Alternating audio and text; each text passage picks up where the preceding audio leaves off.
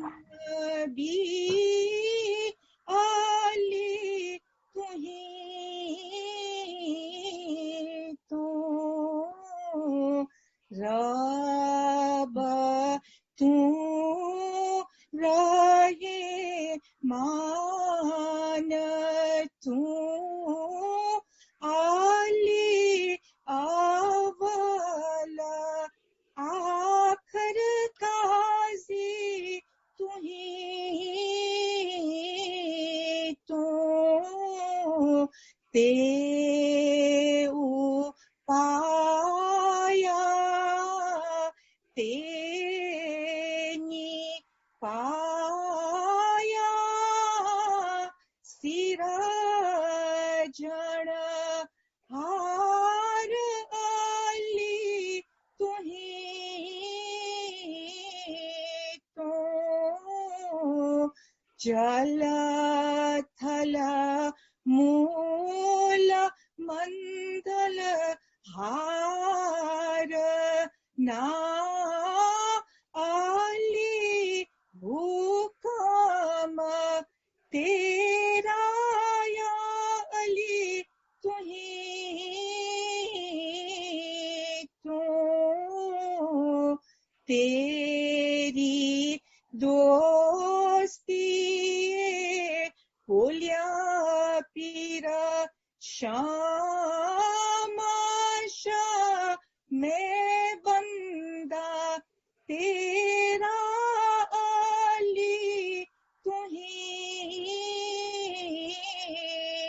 तो. Now the translation. You are the eternal truth and you are the holiest divine being. To you belongs the dominion of the heavens and the earth. Most gracious also are you, O Ali, you and none else but you.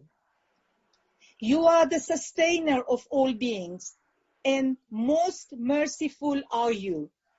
The beginning of all things is from you, and the end of everything is into you.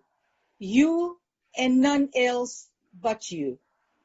You have created, and further you have given order and proportion to your creation.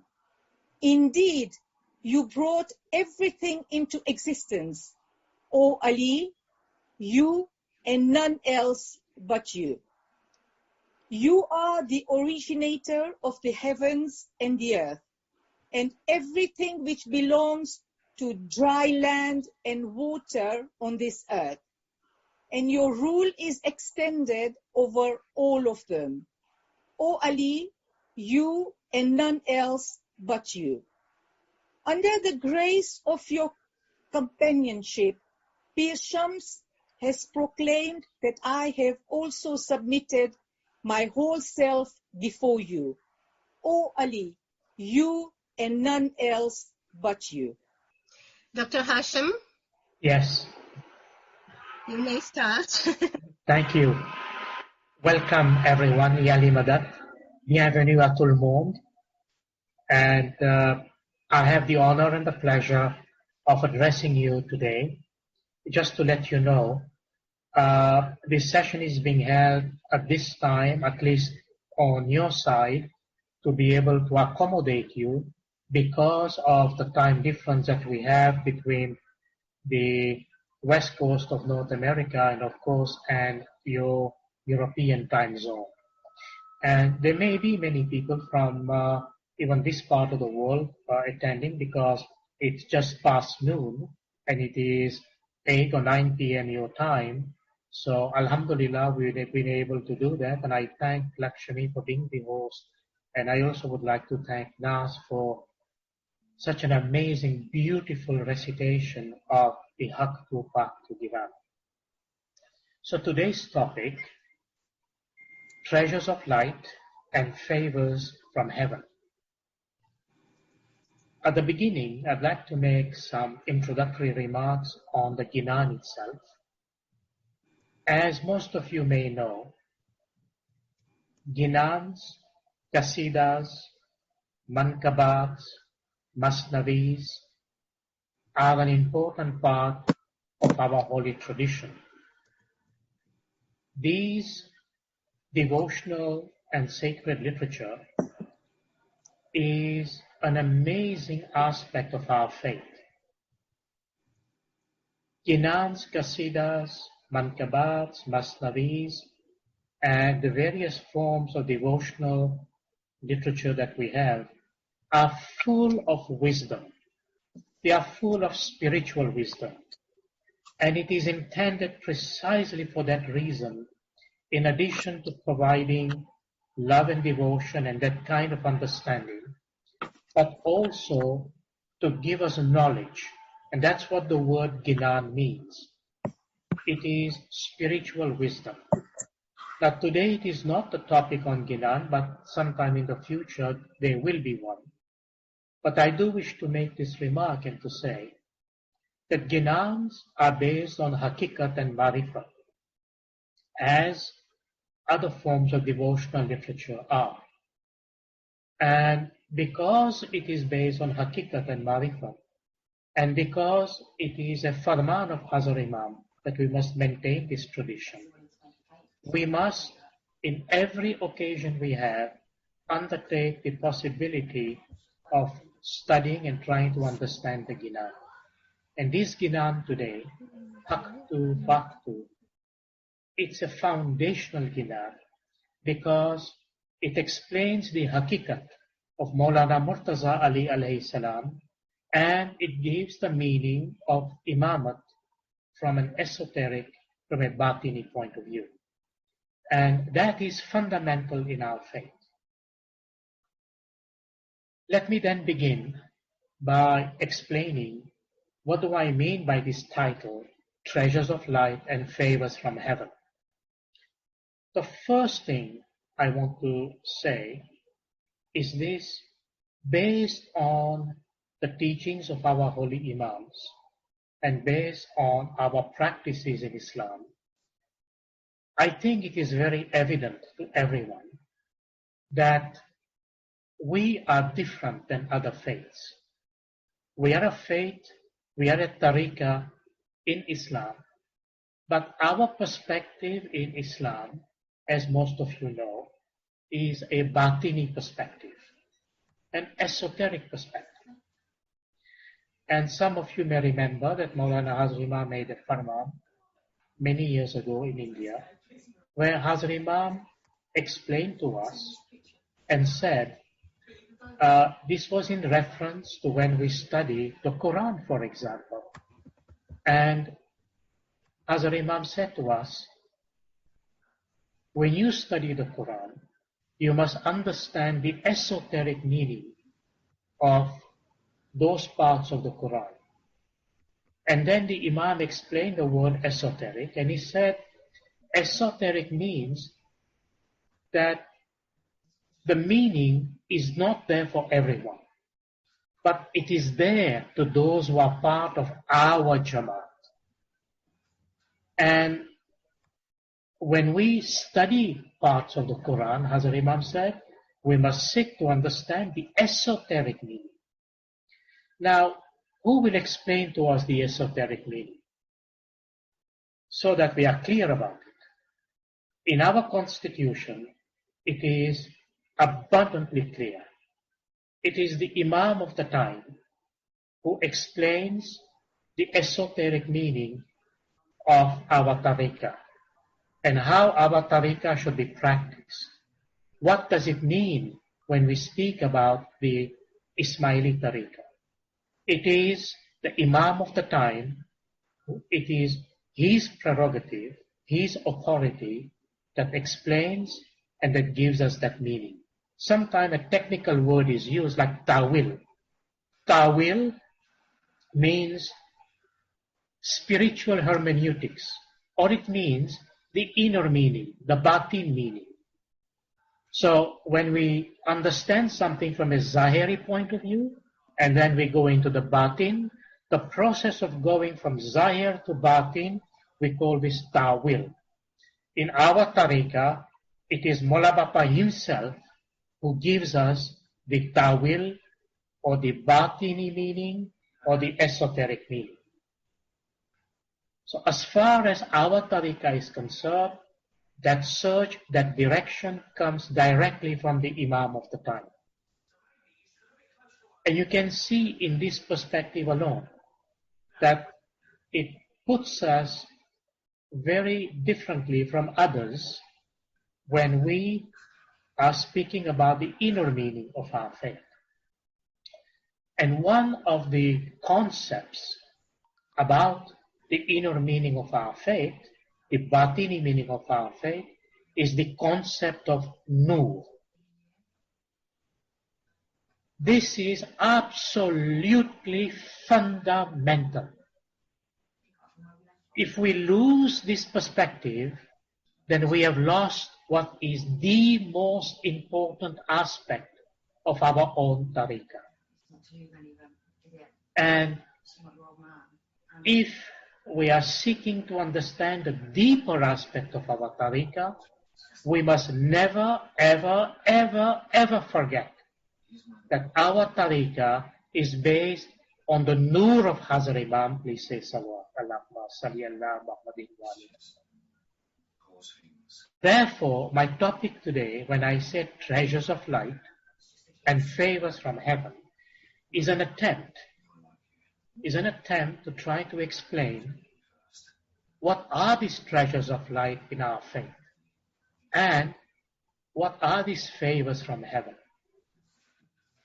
Obviously, by now, I hope that you can make this connection to know that the concept of nur has a very specific meaning in the practice of our faith.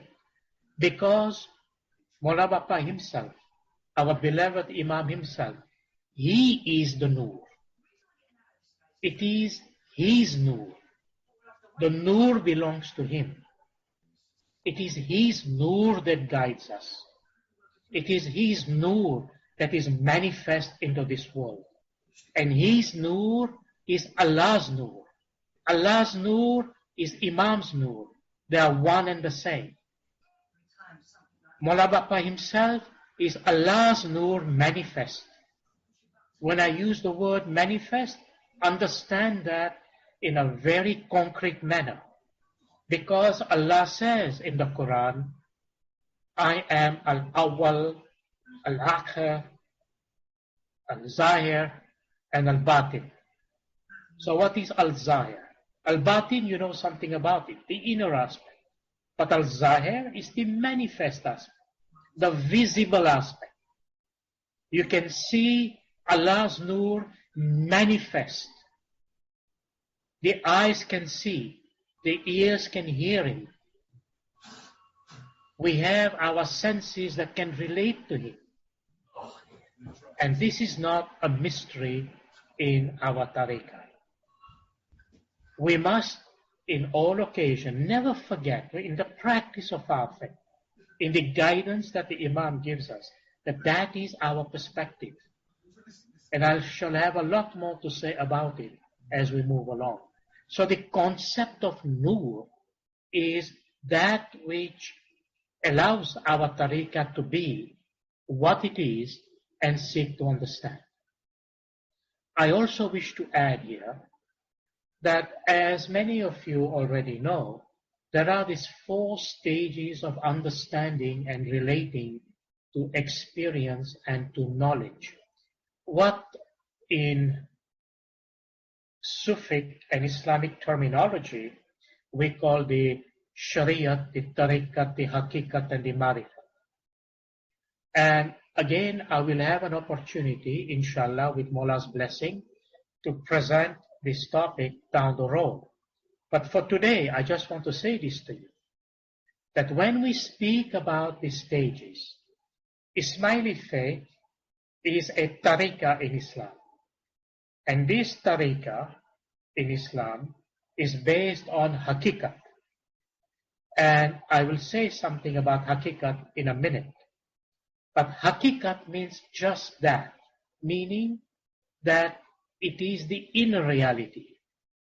And this inner reality and this batin is given to us by the Imam. So when we speak about the hakikat means recognition of the Imam of the time. Simply, very simple.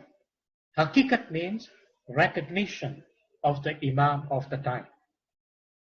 So that being said, that means that you have to put in perspective everything that I'm going to present to you today on this basis, meaning that when we speak about the recognition of the Imam, it's not the physical recognition only, which is important, but it is the spiritual or hakikati recognition of the Imam. And at the level of the hakikat, the knowledge and meaning the talim and the tawil, the batini meaning of things that Imam tells us, is absolute. It's not a debate. It's not a debate.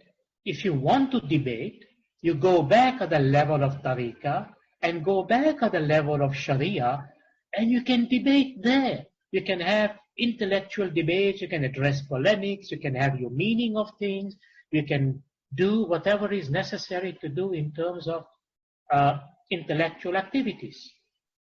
But when it comes to hakikat, hakikat is related to the soul. And that is where in our tariqah, the Imam gives us clear direction about the soul and about the meaning of our faith and the practice of our faith. So today, having said this much, I want to specifically focus on some of the practices, our tariqah practices, and how are they related to this notion of treasures of light, meaning that which comes from the nur and favors from heaven. I use the word favors in this circumstance because the notion of favor is that this is not something that human beings can make a claim. This is not a practice whereby people say, oh, we have a claim over it. No. This is something that has come from heaven. It is a blessing. It is a barakah. And I'm sure over the years you have understood that in the practice of our faith, the greatest of all barakah is the holy presence of the Imam of the time. And before I get into the details, please remember one thing. Remember the foundation. Ismaili faith, la religion ismailienne dans l'Islam, Ismaili dharam is based on one fundamental, absolute, non-negotiable principle, and that is the holy command, the amra of Hazar Imam. It is not based on a book. It is not based on any other issues and aspects. Those are there for explanation, for understanding, for our intellectual quest and everything else. But the faith, our Satpant Dharam, the practice of our faith, the whole of the Ismaili faith, the interpretation of the Ismaili faith, the direction of the Ismaili faith is based on one absolute, and I repeat, non-negotiable, incontrovertible, non-changeable essence, and that is the hakikat, the amra, the command of the Imam. And command of the Imam meaning holy firmans of the Imam, the guidance of the Imam, the hidayat of Maulana Hazar Imam, whatever Maula Bapa says about the practice, I'm being very specific, practice of our tariqah comes from Hazar Imam. And if you take a circle and you put a center, then you will know without a center there is no circle. If you take the center away, the circle is gone. Mola Bapa is the center. That is the hakikat. That is the recognition of the Imam. And everything comes from that center in our tariqah. This is what makes our tariqah our tariqah. And you will remember, in many places, Mola Bapa says to us, Shia Imami Ismaili Islam. I repeat, in case you have forgotten, in many of the farmans, excuse me, Mola Bapa says, Shia Imami Ismaili Islam. And we must understand that in this sense, our beloved Imam is guiding us to understand that Shia Imami Ismaili Islam is a very specific part and interpretation in Islam. And we have our own interpretation that comes from the Holy Imam himself. So, simply to bring this matter to some level of understanding and conclusion, we as murids of Mola Bapa, we as murids of Hazrat Imam, we must always ask ourselves this question. And what is that question?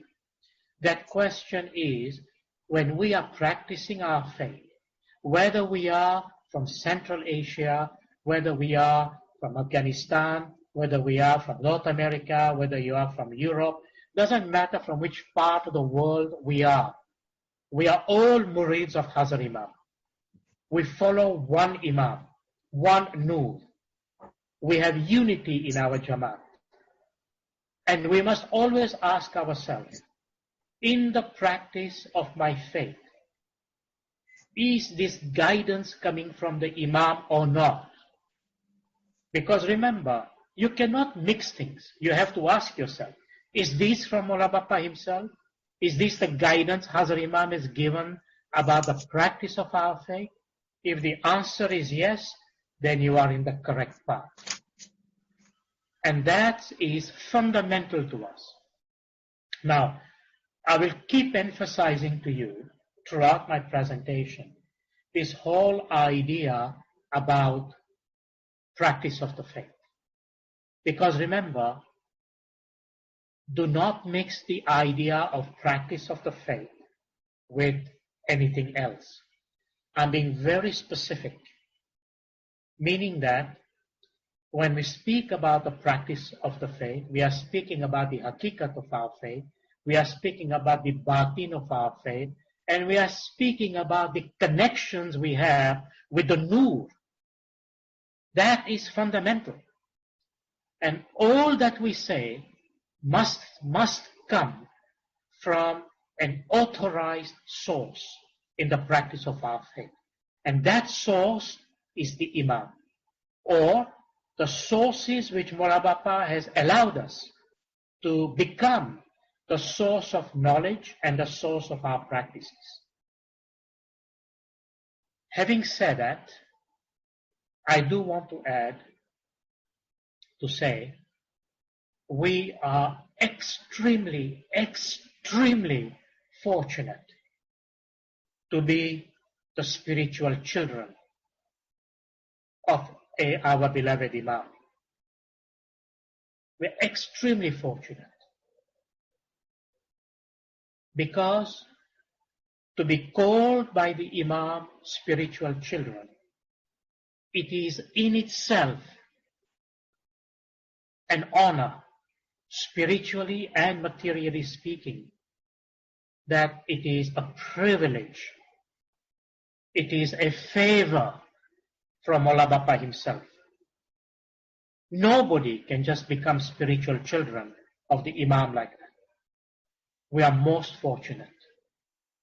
Every single day of our lives, every single breath that we take, every single time we think about our faith, we must, in utmost humility, in prostration, with utmost sincerity, always express our gratitude, our shukrana to Maulana Hazar Imam and said, Mola Bapa, thank you, Mola Bapa, for making me your spiritual child.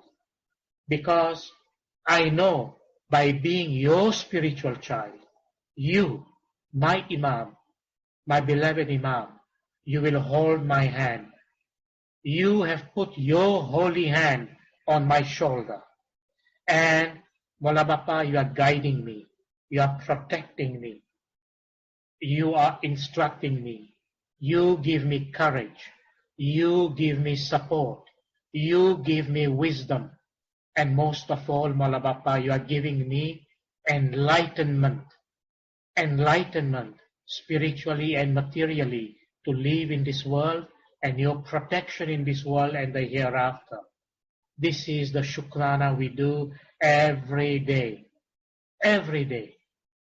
Because the notion of shukrana to the Imam is a totally and completely necessary part of the faith. We cannot, in any other way, not relate to this. It is important to realize what it is. So I say to you that this is the first level of realization from the murid to the Imam, to be grateful, to be in gratitude that who we are, because we are Mola Bapa's spiritual children. Secondly, our dharam, our faith, not our religion, our interpretation in Islam, as I've said in the beginning, is very different. The foundation is completely and totally with the nur of Hazar Imam. Don't go anywhere else. If you go anywhere else with the details, you lose. You lose. Always remember the circle, the center is Mola Bapa himself, it is the Imam, it is the nur. And it is to that nur that we are focused.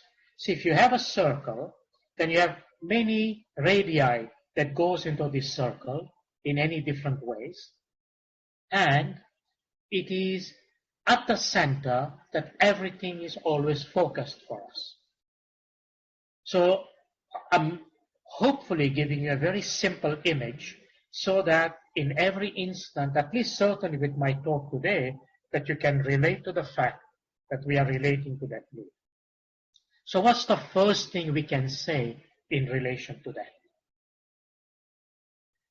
There is a hadith of Holy Prophet Muhammad sallallahu alaihi wasallam, and the hadith says, the first thing that God created was my nur, my light. The Holy Prophet also said, I am from Allah's nur, meaning from Mola Bapa's nur, from Imam's nur, and everything is created from my nur. Then the Holy Prophet also said, Allah created my nur first. Now, I'm saying this because I want to give you these connections. I'm coming to the topic in a minute. But the connection is, ask yourself how this whole creation came into being. Not only the material creation, but the spiritual creation also. How did it come? There is another hadith, and then I will explain a bit in detail. This hadith says, O Muhammad, had it not been for you, I would not have brought creation into existence. Then in another place it is said, had it not been for Ali, I would have not brought you into existence, O Muhammad. This is a hadith al-Qudusi of the Holy Prophet. Meaning, if I can put that into a very simplified analogy, so you have the Nur of Allah, which is the Nur of Mola Bapa, the Nur of Mola Murtazali, it's the same Nur. From this Nur, Mola Bapa created a Nur, means from this light, he brought a light into existence, same light, and he put this light into Prophet Muhammad sallallahu alaihi wasallam. And this light that he put into the Prophet from his light, it is this light that he put into the Holy Prophet that became the source of creation. That's why the Hadith says, if it was not for this light, creation would not come into existence. But had it not been for the Nur of Hazrat Ali here, this light would not exist. So, Ali and Muhammad are from the same Nur. Ali Muhammad Yek Khuda. This is the concept of Shah and Pir. This is the concept of Ya Ali, Ya Muhammad. They come from the same light. In the future, again with Mola Bapa's blessing, I will have the opportunity to explain a lot more details into this area. And we will, inshallah, attempt to understand this whole notion of creation, which is very interesting when we look at our text in our faith and how it is been explained to us. So, this notion of the Nur and creation comes from the very beginning. Now, what was the point of this? Why am I telling you this? I'm telling you that because I want you to understand that right here, from the very beginning of creation, from the very beginning of this cosmos, from the very beginning of this universe, everything has come from the Nur of Mawla Ali, from the Nur of Mawla Bapa himself. Please say Salwa. Allahumma salli ala Muhammadin wa ala.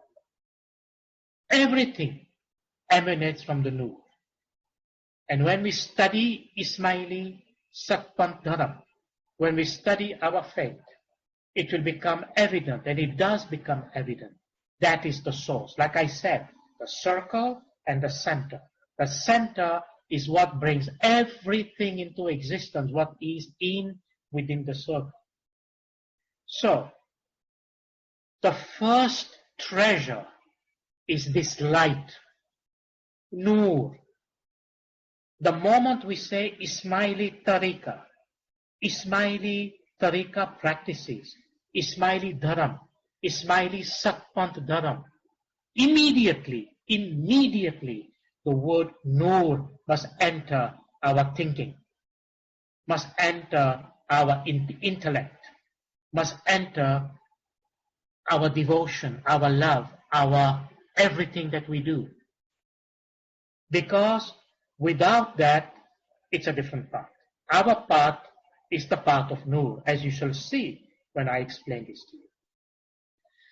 And for me, in my humble understanding, I wanted to begin this topic for the group that we have today, because as I mentioned earlier on, you are mostly in that European sector, that as a foundation so that other topics in the future can be linked to it.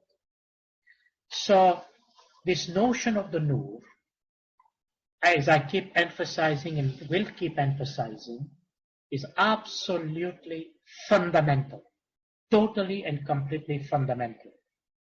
So let me at this point share my screen, and if I can find my slides, otherwise I will read you the Farman. I think my host has disabled my screen sharing. So it's okay. Don't worry about it. Whenever she can unshare my screen, then I will be able to show you those slides. Perhaps here we are, I think. Let's see what slides. Lakshmi, we have something else there. So, Can you share? Well, I am. Unfortunately, it's still disabled at your side, but don't worry about it. No, I'll try to. Okay. I've tried to. What's happening? Don't worry about it. We can come back to it later. Okay, And so yeah, just close this part of your. I'll Yeah. find out. Okay. Are we back? Yeah. Okay. So as I was saying, that the whole notion of our practices is based on the whole idea of the move. Now, because today I'm discussing these treasures of light in the context of our tariqah practices, which means those practices that we do in Jamaat Khana, our tariqah practices. And it's important to understand, and again I re-emphasize, these practices which are part of our tariqah practice that we do in Jamaat Khana. Now, there are two things here. I do not want to take all the practices today because they're too numerous, they're too many. But I do want to take the major one by way of explanation, and then later on into the future, and I promise you, I will give a full presentation on all the tariqah practices in Jamaat Khana based on the foundation I'm laying today. But today is a foundational lecture that I like to call that, and for you to at least have a perspective about what it is all. So having said that, there is a beautiful farman, a talika Maulana Bapa sent to the Ismailia Association of India on September 25th, 1964, on the occasion of All India Ismaili Religious Conference. Okay, so the Ismaili Association for India had this religious conference, and they were discussing various aspects of our tariqah practices. And Maulana Bapa sent them a message. It's a long message, but I'm simply taking the relevant paragraphs as it relates to our presentation today. And what did Maulana Bapa say? And I quote, Maulana Bapa says, and please listen carefully, every word is important. Maulana Bapa says, the ceremonies and customs which you will be discussing are the backbones of our faith. And for this reason, your discussion should be guided by clear thinking, restraint, and above all, faith. I am sure you will never forget that our faith is based on thousands of years of history, and that we should learn from history and not to think that our past is of no use to us now.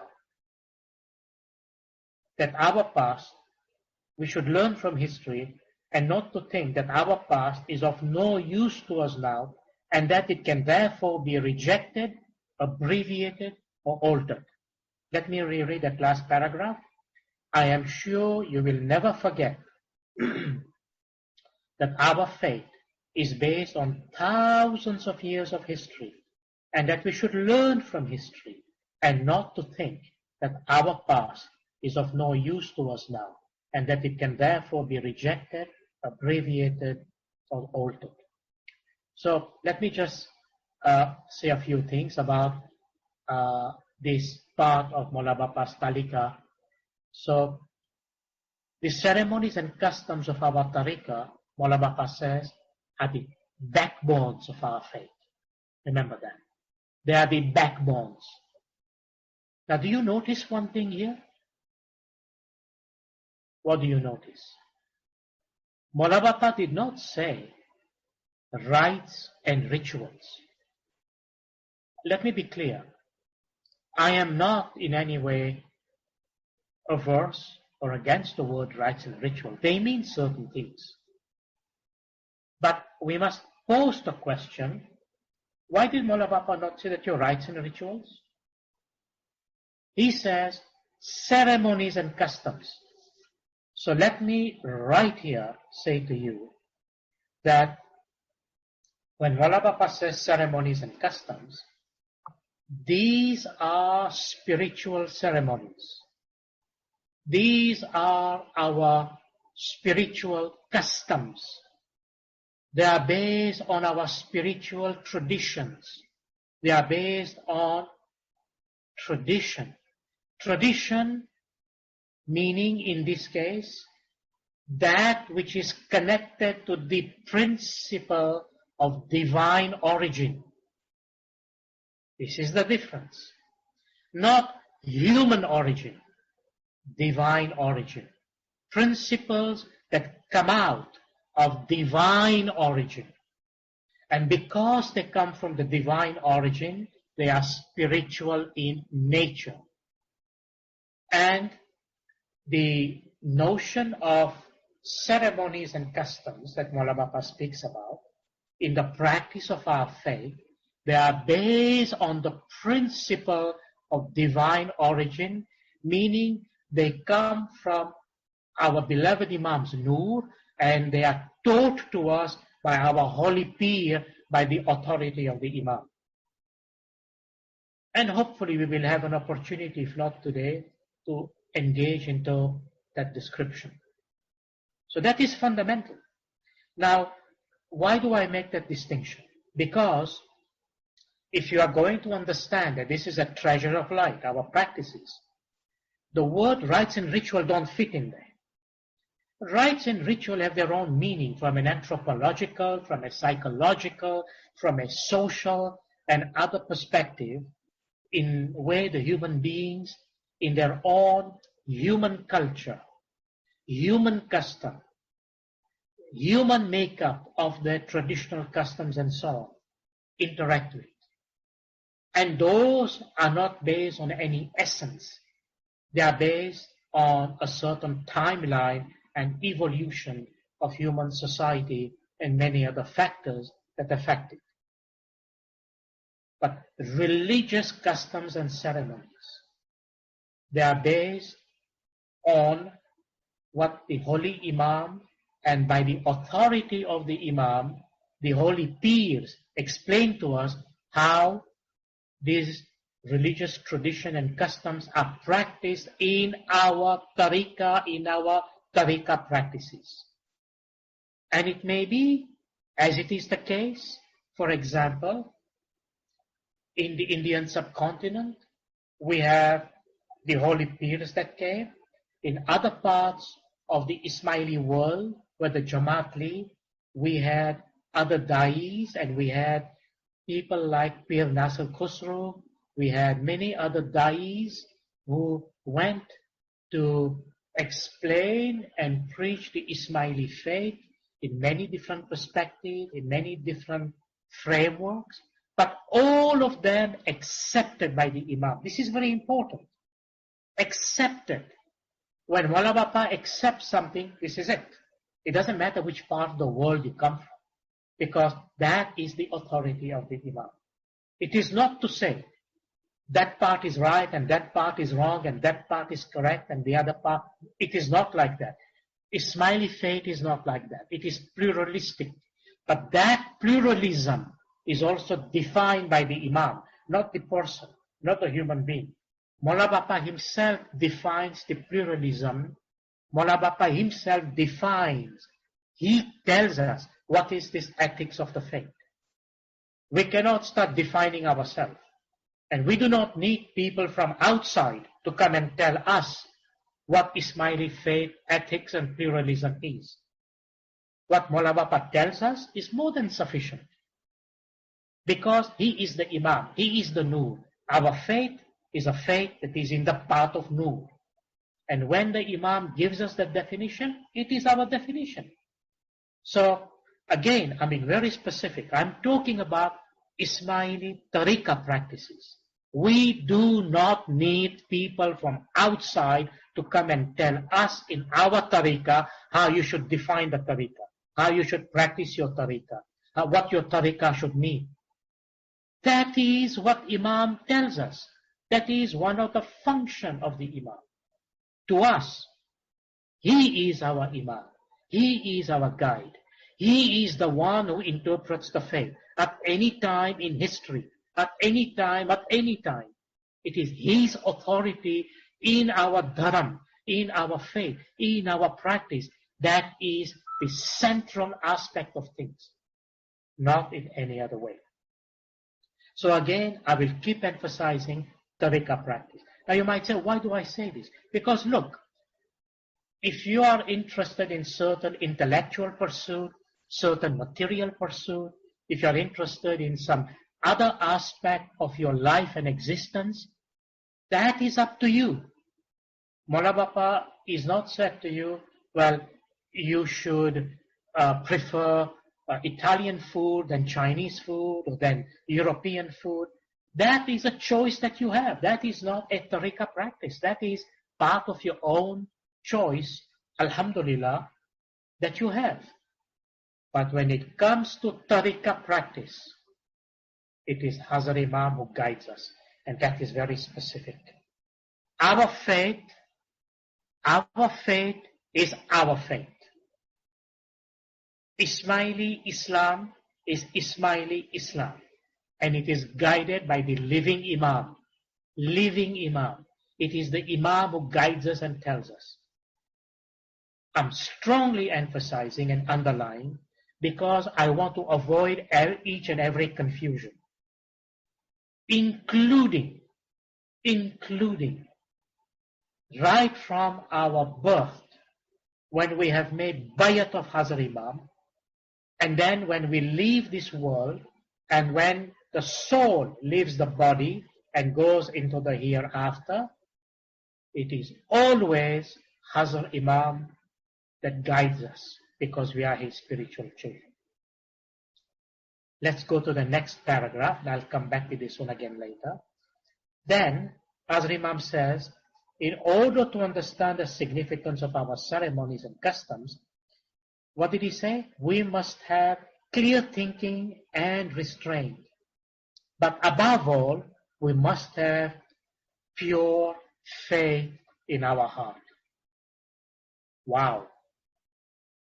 What is the Imam saying here? That these practices, these ceremonies and customs must be guided by clear thinking, restraint. But Mola Bapa says, above all faith.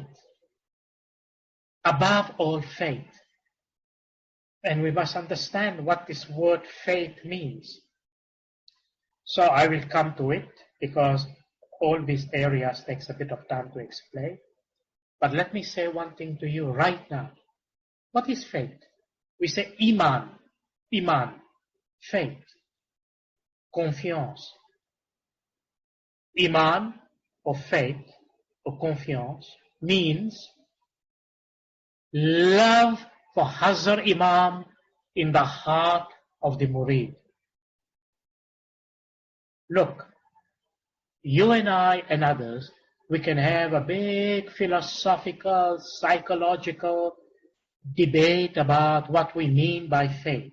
Faith means this, faith means that. We can bring various aspects in our reasoning and perspective. And that's okay. But when it comes to tariqah practice, Iman means love in the heart for Hazrat Imam. Nothing more. That is the meaning of faith. And if we have love for Hazrat Imam in our heart, that flowers the notion of faith, Iman. Now, we have the basis to go further to see what it is. But when there is love, now remember, in the Quran, the notion of love, ishq, and akal, intellect and intelligence, they are linked together. Ishq and akal. L'intelligence et l'amour pour l'imam. The two things comes together. And in our tariqah, the notion of love for Hazrat Imam includes and encompasses the intellect. Wala Bapa says, the intellect is another facet of the faith. We will come to it, if not today, some other point. But, so, clear thinking, restraint, and above all, faith. Faith. The third part about this holy message from the Imam is that all the ceremonies and customs are based on thousands of years of history. Imagine this. You know, sometimes people make a comment and says, oh, you know what? What you are practicing in Jamaat Khana, this came only 100 years ago, 200 years ago, 500 years ago. Oh, this was introduced by the peers, you know, at that time. Really? Really? Look at the Farman of Hazrat Imam. Hazrat Imam says that your faith is based on thousands of years of history. We are speaking about these ceremonies and customs. Thousands of years. Many people sometimes think, oh, because Islam began 1500 years ago and the label of Ismailism came from Imam Ismail alayhi salam, our beloved sixth Imam, that Ismaili faith came at that time. They forget the root. The root is Mawla Murtaza Ali. And they forget, like I told you earlier on in the beginning, the whole creation began from the Nur. So what does our intelligence and logic tells us? If this is a faith, if Ismaili tariqah is based on Nur, Nur and Nur and nothing but Nur, then that Nur had existed even before creation, because it is the source of creation. Ismaili Satpant Dharam, Ismaili faith, Ismaili Hakikat has come from the time of creation, not only 1500 years ago. So everything we do has that basis. Mawla Bapa said it is based on thousands of years of history. And then Mawla Bapa said we must discuss our ceremony, not by thinking that they are outdated. Not by thinking, you know, people say, oh, well, this is an old tradition, outdate it, or abbreviate it, or change it. Well, you have already heard. No one has that authority to change, to abbreviate, or to reject, or to say that it is old and get out and get rid of it. And I have had many debates with many people, including many people who consider themselves intelligent, who think that they can make good suggestions about changing our tariqah, abbreviating our tariqah, rejecting things in our tariqah. Is this what the Imam has guided us? The Imam said you cannot change, reject, or abbreviate what is there. Only he has the authority. And I will explain to you that in a second. Then our beloved Imam said, I'm just explaining that in my own word, that as a matter of fact, we must learn about their importance. What is the importance of these practices in our tariqah? We must learn from their importance, from the history of the past, and apply that knowledge, apply this ilm, apply this understanding for in our present circumstances and in our present context. Now let me quickly say something about the notion of change, abbreviate, reject, and so on. There are two things to bear in mind. There is what we call in our tariqah, what we call essence and form. There is the essence and there is the form. The essence can never, ever, ever, ever change. There is never any change of the essence, because the essence is Mawla Bapa's Nur himself, and everything emanates from that Nur. And whatever Maula Bapa teaches us in terms of the hakikat and marifah is the essence. There is never any change of the essence. And many places Maula Bapa has said to us, do you understand the essence of our faith? Essence never changes. But how do you put the essence into practice? How do you put that into practice? It is the form that is given to put that essence into practice. Let me give you a very simple example. If you look at Maula Bapa's farman, the farmans of all the imams from Maula Ali alayhi salam to our beloved 49th Imam today. You look at the Quran, you look at any scripture, any revelation that came into the face of this earth, they all speak about prayers. In the Quran, the word is used is salat. The word namaz is portion. We use the word dua. You see the three different words? Namaz, salat, dua. According to us, there is no difference in the essence of these prayers. But the forms are different. The way we say our dua in Jamaat Khana is different than our other Muslims who say namaz in the masjid, and it is different than other traditions in the way they say their prayers, whether it be in Christianity or in Judaism or in other religious traditions. So the forms are different. But the essence is, for example, Maula Bapa said in one farman, it's a farman made in Australia, he said, listen to this carefully, the God to whom the Christians pray, the God to whom the Jews pray, is the same as the God to whom the Muslims pray. This is the concept of Ahl al-Kitab, the people of the book, as mentioned in the Quran. And Maula Bapa says, this is the notion they call monotheism, the belief in one God. But the Christian faith is different, the Jewish faith is different, and Muslims have their own interpretation of the revelation and the faith. And within Islam, we have the Shia Imami Ismaili Islam Tariqah that has its own interpretation given by the Imam. The Imam gives the meaning. The Imam gives the tawil. The Imam gives us the form. Here we come to the crux. All the forms we have in our practice, meaning the form must reflect the essence. Essence never changes, but the form changes. Even the form has to be approved by the Imam. You cannot say, today I'm going to change this form. No. No one can change the form. Only Maula Bapa can change the form.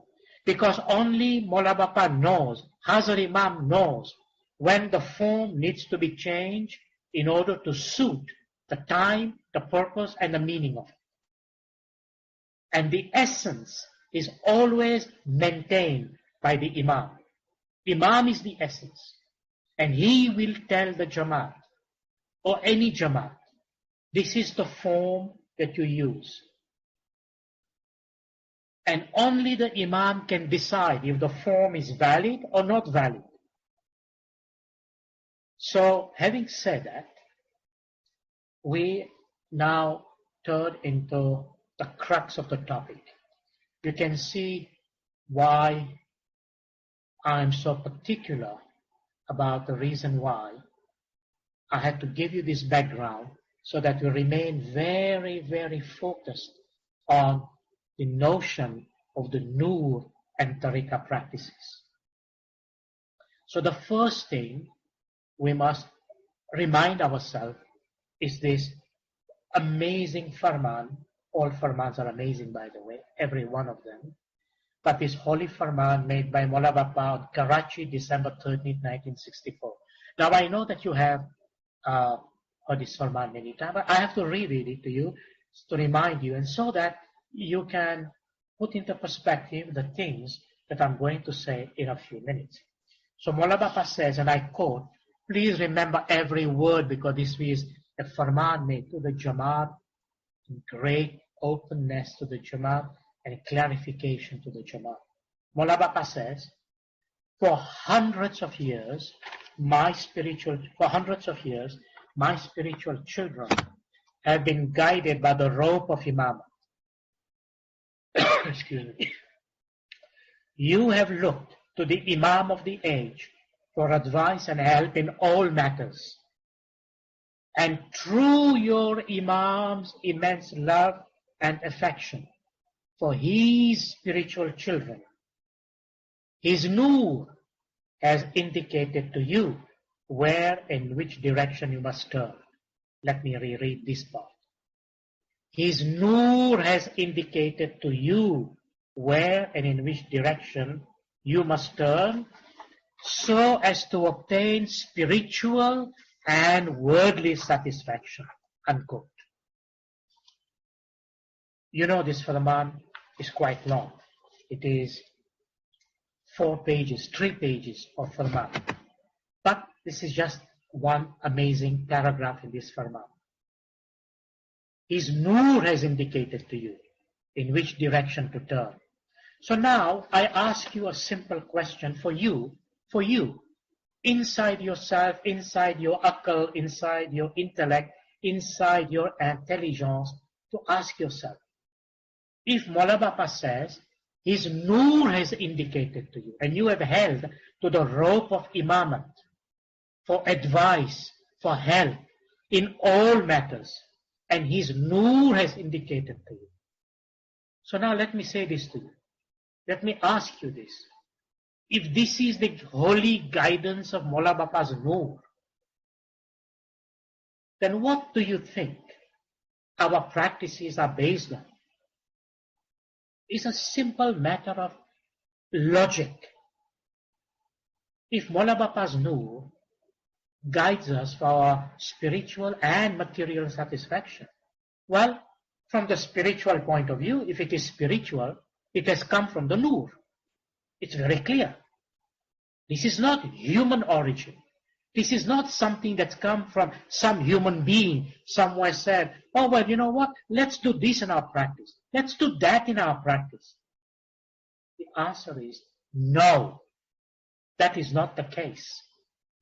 Ismaili dharam, Ismaili faith, Ismaili practice of the faith is based on Hazar Imam's guidance, Hazar Imam's Noor, which means everything in our dharam, everything in the religious practice, everything in the Ismaili hakikat marifat is based on Maula Bapa's Noor. It is based on the guidance from the Noor that we in our tariqah we call farman of Hazar Imam.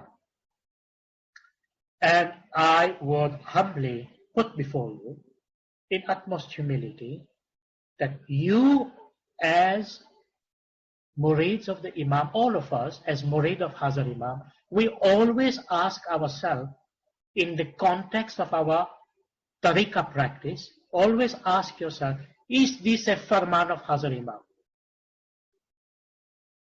Find out. It is your duty. It is your responsibility. Don't leave these to others. Don't leave these to any third party. It is your individual responsibility, you, your children, young people, old people, to make sure that you ask yourself in the context of our practice, is this the farman of Hazar Imam? There is a very big reason for it. If you say, yes, here is Hazar Imam's farman, here is Hazar Imam's guidance, and it must come from Hazar Imam, not any other source, Because this Farman is very clear. The Talika I read you is very clear. What Hazrat Imam says. It is he who guides and gives that interpretation. So be very careful. Don't take this thing for granted. The faith is based on the guidance from the Noor, which is holy Farman of Hazrat Imam. Hazrat Imam's Farman are absolutely holy and sacred. It cannot be negotiated. It cannot be taken for granted. It cannot be taken lightheartedly. This is guidance from the Noor. It is the Noor of Hazrat Imam that is guiding us. Even our beloved 48th Imam made such a beautiful Farman on Zanzibar, July 30th, 1899. Let me read this Farman because it forms again, it adds to the foundation. It is adding to the foundation that we are speaking about. Imam Sultan Muhammad Shah alayhi salam said, you will benefit if you obey the Farmans, the commands, the will commands of Imam of the time. I have come here for the upliftment of, I have come here for your upliftment and the salvation of your souls. Now listen to this. As the captain and crew who steer the ship in the ocean are aware of the direction and whereabouts of stones, hillocks, sands, and also know where the water is deep, where the passage is clear, and in which way they can reach the destination safely. In the same way, the Imam knows all about the path which leads one to salvation. I repeat that. The path which leads one to salvation. What did Maulana Bapa say in the beginning? He said, if you obey the Farmans. And look how Maulana Bapa is linking the Farman. He says, I have come here for your upliftment and salvation of your souls. Do we really understand this Farman? What it means? We must thoroughly understand what this holy Farman means. Look, the first thing we must put in perspective, everything that we are doing in our tariqah practice, is connected to the soul, not just the world in which we live in. That's why Maulana Bapa says, there is din and there is dunya. There is the material world, there is the spiritual world. There is the body and there is the soul. And Maulana Bapa said, they are intertwined. They are not separate. They are intertwined. Like if you take two strings, you intertwine them together. Din and dunya, they are together. Can't separate them. That means din, the spirit, guides our dunya. The soul guides our material manifestation and perspective, but they go hand in hand. Everything Maulana Bapa tells us for our religious practice has to do with the soul. And of course, Maulana Bapa gives us material guidance and for our material success. But the essence is the soul. And remember, Maulana Bapa has said that many times, the essence is the soul. And he who forgets the soul is unhappy. He said that too. So, Maulana Bapa says, I have come here for your upliftment and the salvation of your soul. So I ask you that question today, my dear brothers and sisters. Are we aware in our mind, in our thoughts, in our action, in the things that we do, that we understand our dunya, our world, our material existence very well? We do so much for it. But do we understand our connection with Mola Bapa, our connection with the soul, our connection with His Noor? Remember I said He calls us spiritual children. What is that connection? It cannot be there is no connection, because there is a connection.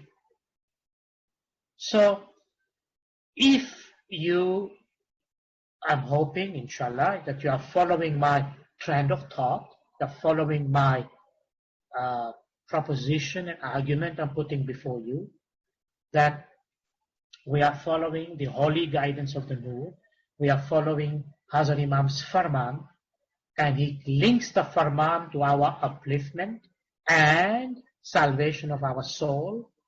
And the Imam says the Imam knows all about the path which leads to salvation.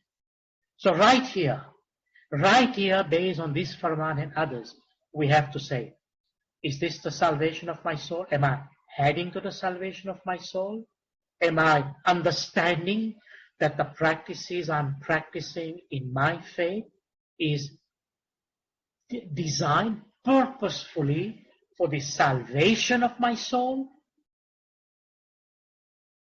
If your answer is yes, say to Mola Bapa, Shukran lillah, alhamdulillah, Mola Bapa, Subhanallah, Subhanallah, Shukran lillah, alhamdulillah. Because your farman is my salvation. As the Holy Pir have said in the Ginan, farman mane fera kare. If you obey the farman of the Imam of the time, you will get salvation.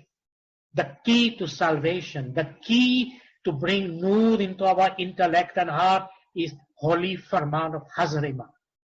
Nothing else. And farman includes, as I've said to you, is ish and akal. Faith, it encompasses the notion of love and intellect. So, if you have understood this perspective, then you will, I hope, be happy to put in perspective what I'm about to mention to you about our tariqah practice. So quickly to remind you, remember Mullah Baba said, these are ceremonies and customs. They are based on thousands of years of history. They are, and we must understand them with clear thinking and above all faith. Mullah Baba says that we cannot reject, abbreviate or alter them. Why? Because they are based on thousands of years of history. Even though the forms may be different, and I will give some more example, but the essence does not change. So, all our practices in our tariqah, as I mentioned earlier on, they are based on this hakikat. Nothing but hakikat. Not shariat, not tariqat, hakikat. And the purpose of hakikat is to take us to marifat. Because this notion of shariat, tariqat, hakikat is, and marifat is long to explain, I will not take the time today in the interest of time, but simply I'm going straight to the hakikat, and I mentioned to you the meaning of hakikat in its simplest form is recognition of Hazrat Imam, meaning recognition of the Noor of Hazrat Imam and recognizing who is Hazrat Imam. So let me start right there. Who is Hazrat Imam? Did you carefully listen? Did you carefully listen to the Ginan that was recited by Naz? Let me see if I can find it here again. Naz, are you still there? I know you may be muted. If you are there, would you reread the translation for us?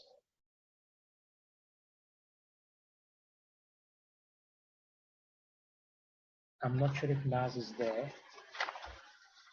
Let me see if I can find it for you.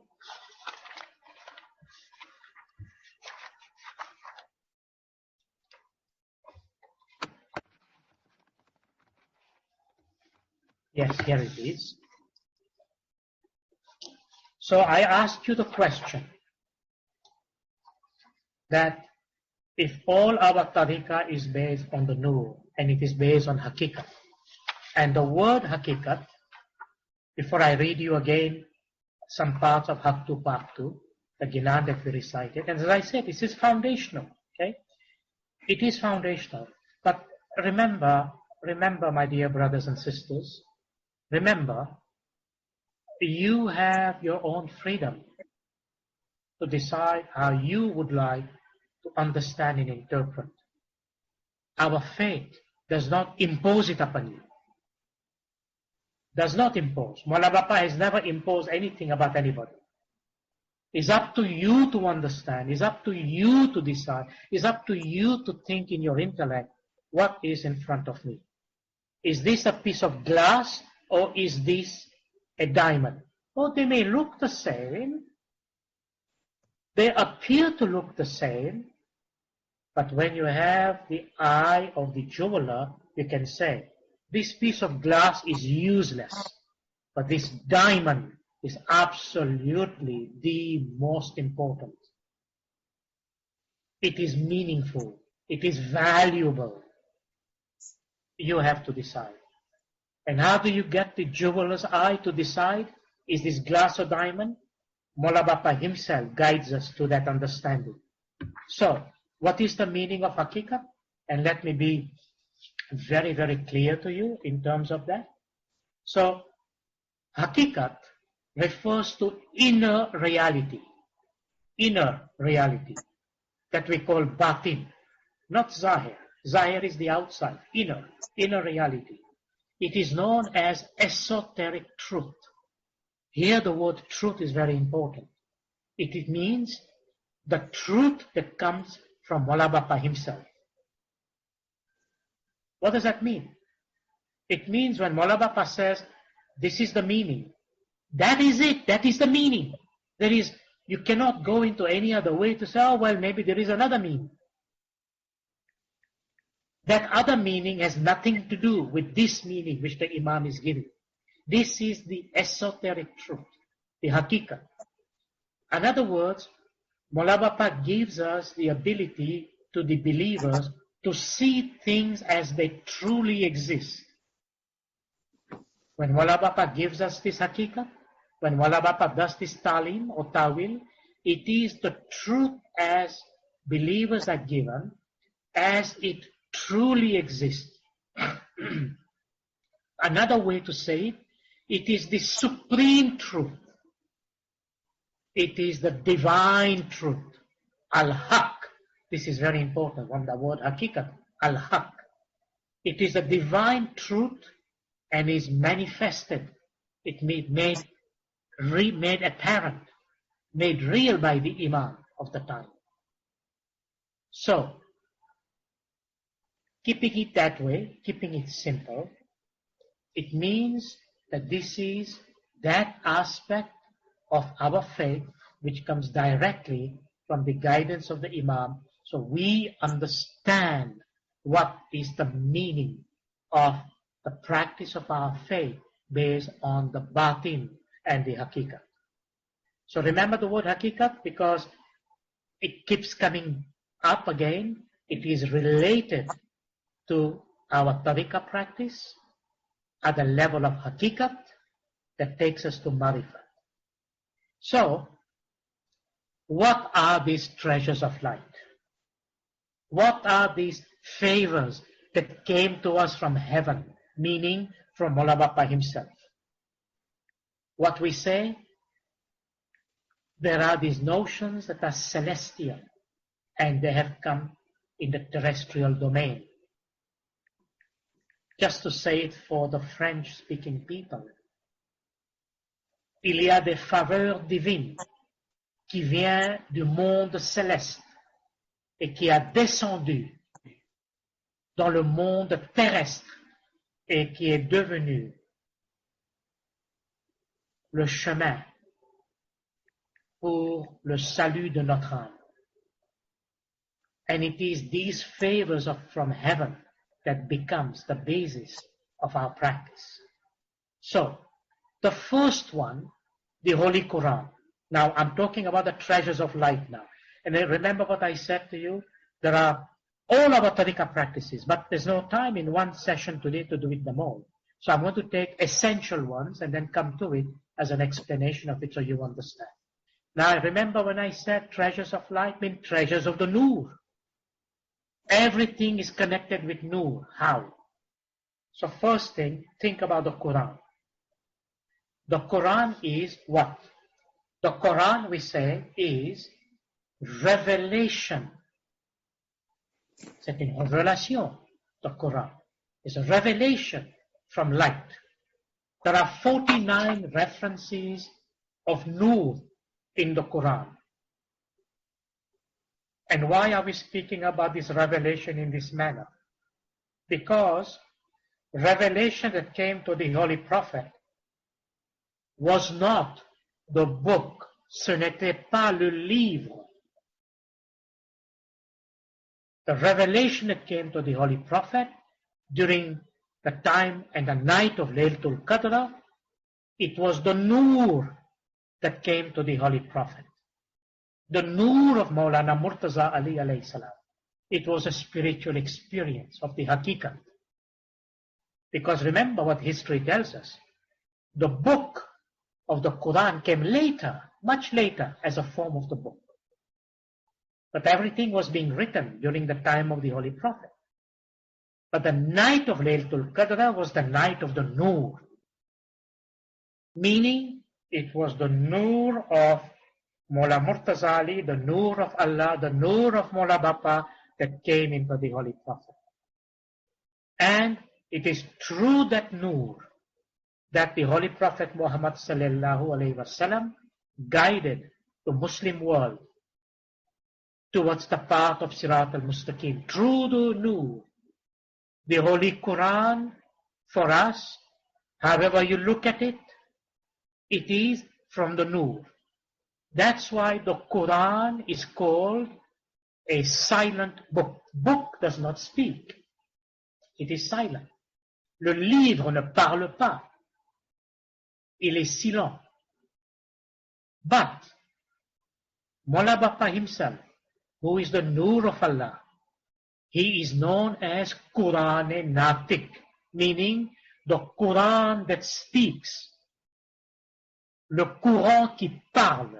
C'est-à-dire, the Noor of Hazrat Imam, Mawla Bapa himself is the Noor, the Quran that speaks. Remember the Farman I read? It is the Noor. His Noor has indicated to us in which direction to turn for spiritual and material satisfaction. Was this not what the Holy Prophet brought to people? Yes. So we must make the connection. We must make that connection. To us, Quran is also meaning Noor. But not just the physical book. The essence, l'essence, le noyau, the essence of the Quran is Mawla Bapa's Noor. That's why Mawla Bapa is the spoken. When Mawla Bapa speaks and guides us, this is the guidance. From the Noor, this is the spoken Quran. So we are always in connection. Now remember what the Holy Prophet Muhammad sallallahu alaihi wasallam said. Do you remember what he said? He says, I'm leaving behind me two things. My itrat, my progeny, and the book of God. And the two are tied together. They will never be separated. They will never be separated until Qiyamah. Think about this hadith. If the book is together with his progeny, meaning the Imam, they are tied together. Do you see the mystery here? How the mystery is revealed? The book and the Imam are one. They are one. They are tied together. It is not that the book is separate and the Imam is separate. It is not. They are together. So this is one of the amazing treasures of light from the Noor of Hazrat Imam. And lucky for us, the revelation that came to the Holy Prophet and that became the book. It is made available to the whole of humanity, not only to Arabs at that time, not only to Mu'mins of that time, but to the whole of humanity. For a good reason, obviously. It was the final revelation of Allah's Nur, and it was made available to the whole of humanity. So that's treasure number one. Now I'm going to go very quickly now because we are coming to this point. The second one is holy farmans of the Imam.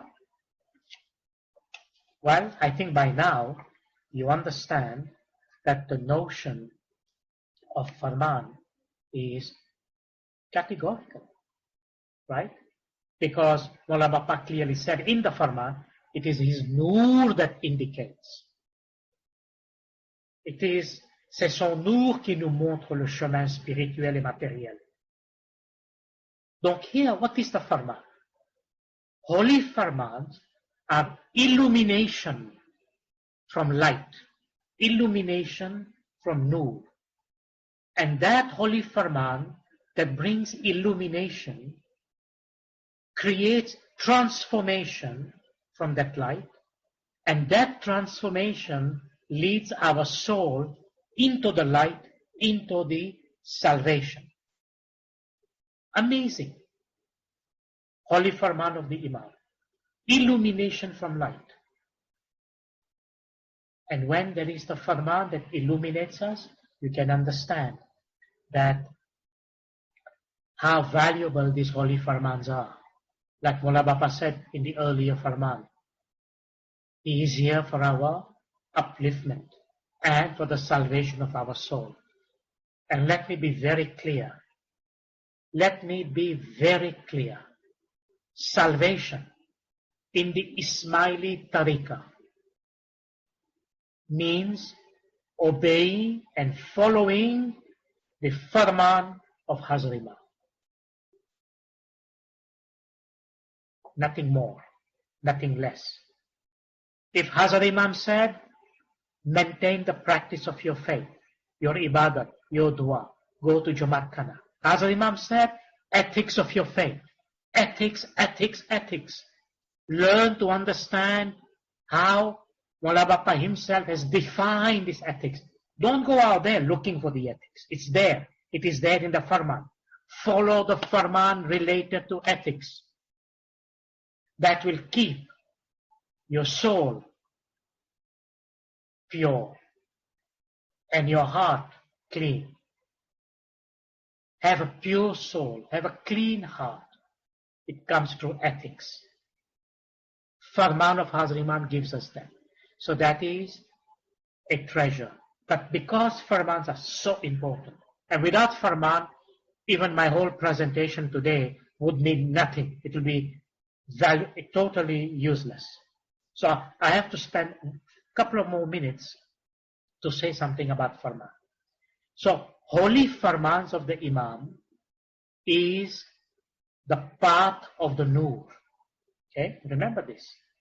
Path of Nur, le chemin de Nur, du Nur, c'est-à-dire les farmans, les saints farmans de Hazrat Imam. Hazrat Imam's farman is the path of Nur.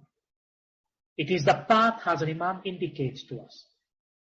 Farman, which is the path of Nur, is Sirat al-Mustaqim. If you want to know yourself using your akal, your reason, your understanding, and say, am I on Sirat al-Mustaqim? Then ask yourself, am I following the farman of Hazrat Imam? If your answer is yes, I am following the farman of Hazrat Imam, I am on Sirat al-Mustaqim.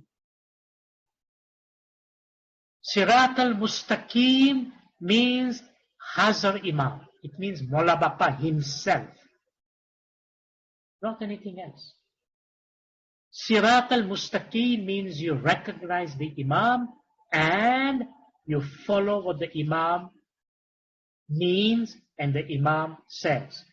What does the Imam means in the Haktu Paktu? He says, I'm just going to take one or two paragraphs.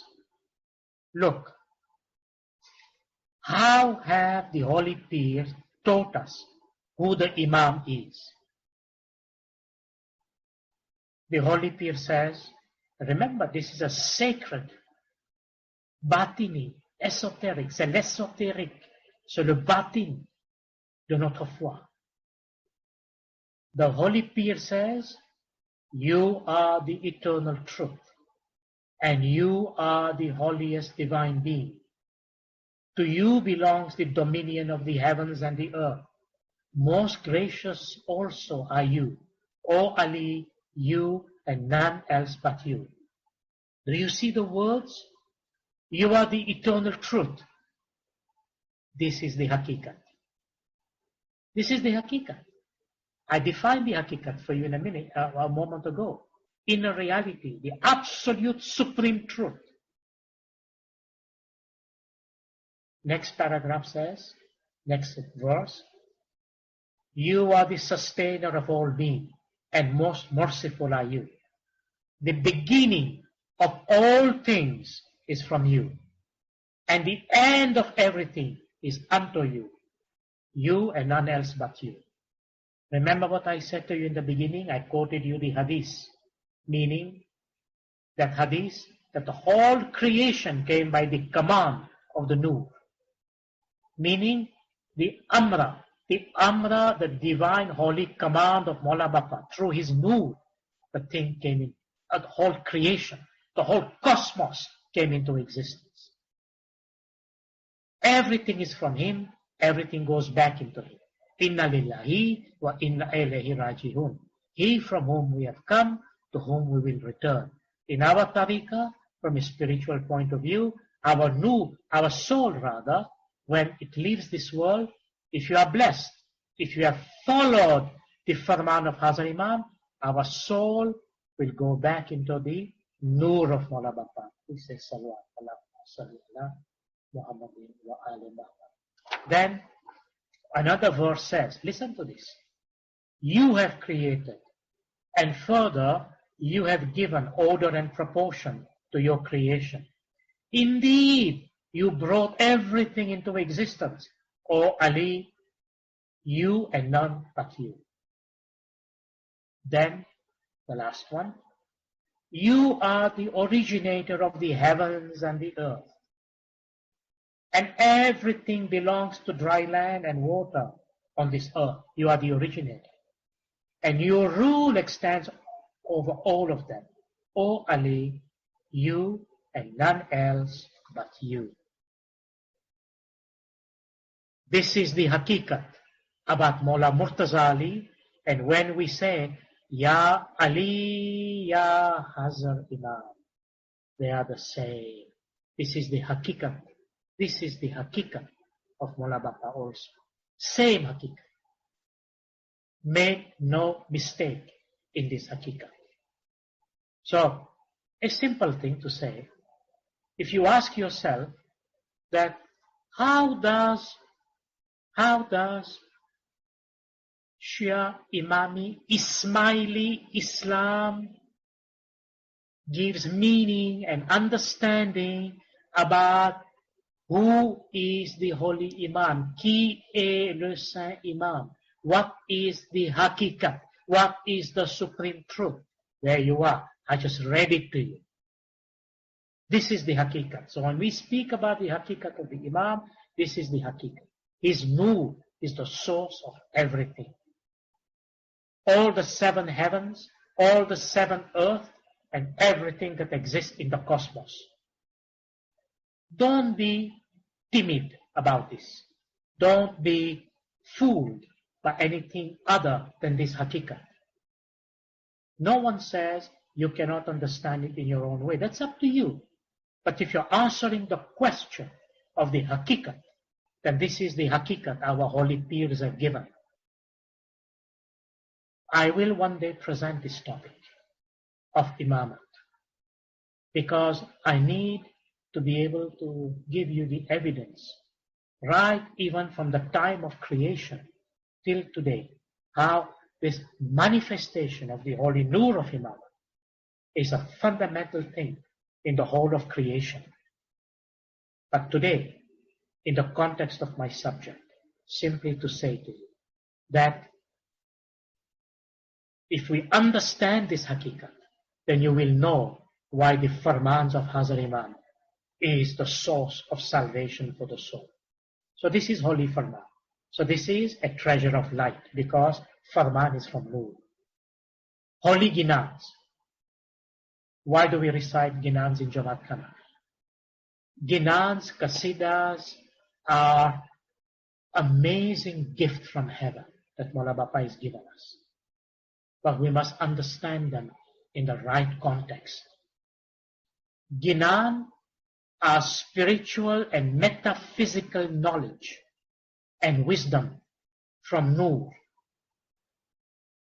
Le Ginan, c'est une connaissance qui revient au Nour de l'imam. C'est une expression métaphysique et une expression de la sagesse spirituelle qui vient du Nour de Hazar Imam. There are many farman Hazar Imam has made, and he has said that these traditions of the Ginan have to be maintained for generations yet to come. Ginan means spiritual knowledge, spiritual wisdom. It is the kind of knowledge when we take in our brain, in our mind, in our consciousness, it helps to stay on Sirat al-Mustaqim, and is the kind of knowledge that gives us freedom, liberation of the soul. We need that knowledge to know how it happens and when it happens and what this sacred understanding is about our tariqah. Don't forget one thing. When I say holy peers, because there is a lot of misunderstanding about peers. There is no misunderstanding in the faith. What does holy peers mean? Peers, remember, Mola Bapa himself is the peer and the imam. Mola Bapa is the 49th imam, but he is also the 50th peer. So when we say Peer Shah, it is Mola Bapa himself. When we say Ya Aliya Muhammad, it is Mola Bapa himself. So, understand this, that this is knowledge that has come from the peer, the Noor of the peer. That's why it says in the Ginan, Ginan bolo nite Noor bariya. We will speak about Ginan in the future. But there are lots of people who misunderstand the inner essence and meaning of Ginan because they think this Ginan was revealed in India, that it contains many other things that are part of that subcontinent cultural thing. No. We are speaking about Hakikat. And Ginan is what gives us Hakikati knowledge and makes us understand what is the Marifat. If there is time, I'll come to it. Fourth, treasure of light. So you can see, I hope you're following my thing. Holy Quran, revelation from light. Holy Farman, illumination from light. Holy Ginan, spiritual and metaphysical knowledge from light. Jamaat Khana. What is Jamaat Khana? Jamaat Khana is the house of Noor, the house of light. It is the house where the Noor is manifest. When we as spiritual children of Hazar Imam, we go to Jamaat Khana, it is an invitation, c'est une invitation de la part de l'imam qui nous dit, venez chez moi. It is an invitation from Hazar Imam to the Murid to say, come to my house. Come to my house, and I will bless you with my Noor. Please say, Salawat Allahumma salli ala Muhammadin wa ali Muhammad. Jamaat Khana is the house of light, house of Noor. It's a treasure. It is in that house you find all these treasures. All these treasures are in the house of Noor. That is why all our practices, our ceremonies, and our spiritual customs of practice, they are existing into this house. And a simple example, because I have to give you example, otherwise sometimes people, may perhaps not understand the sense I'm saying. Look at the ceremony of Hazenda Kayempaya. You know the meaning. When you enter Jamaat Khana, we are saying Hazenda. Meaning, you are saying Mola Bapa is actually present in Jamaat Khana. You know there are many farman. Hadhar Imam say, I am in Jamaat Khana 24/7. And when you say Hazenda, you, at your faith, out of your conviction, you are saying, I am entering Mola Bapa's house. And this house is the house of Noor. His Noor is manifest in this house. By the way, everything that I'm saying to you can be traced back to the Holy Quran also, to the farmans of Hazrat Imam. You enter the house of Noor, and how do you enter? How do you enter that house? When Mola Bapa invites you, and you go into that house where Mola Bapa is there, you enter in a posture of humility.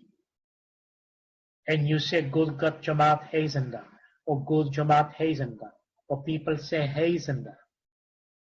You enter in a posture of humility, knowing in your heart and in your akal that Hazrat Imam is present. Here is manifest.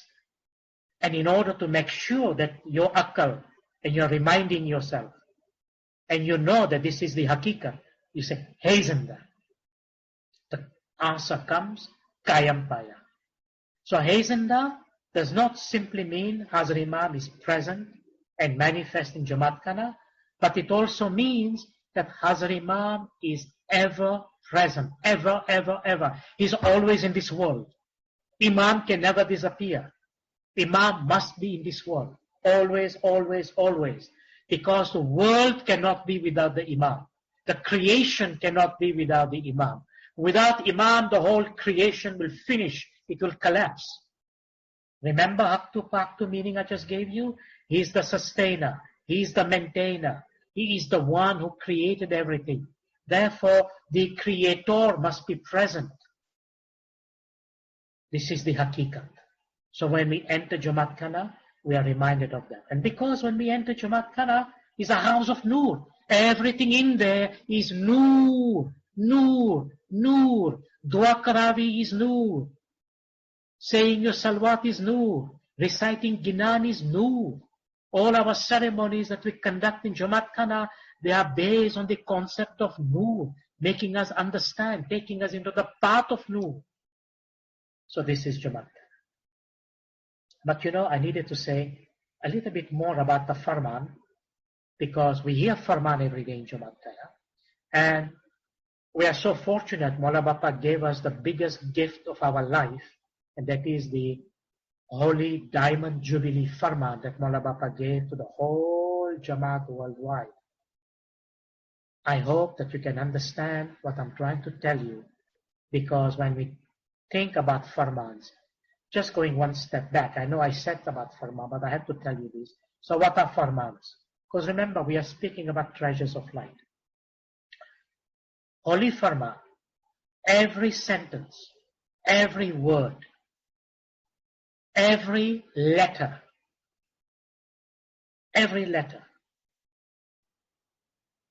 shines, scintillates with a spiritual presence.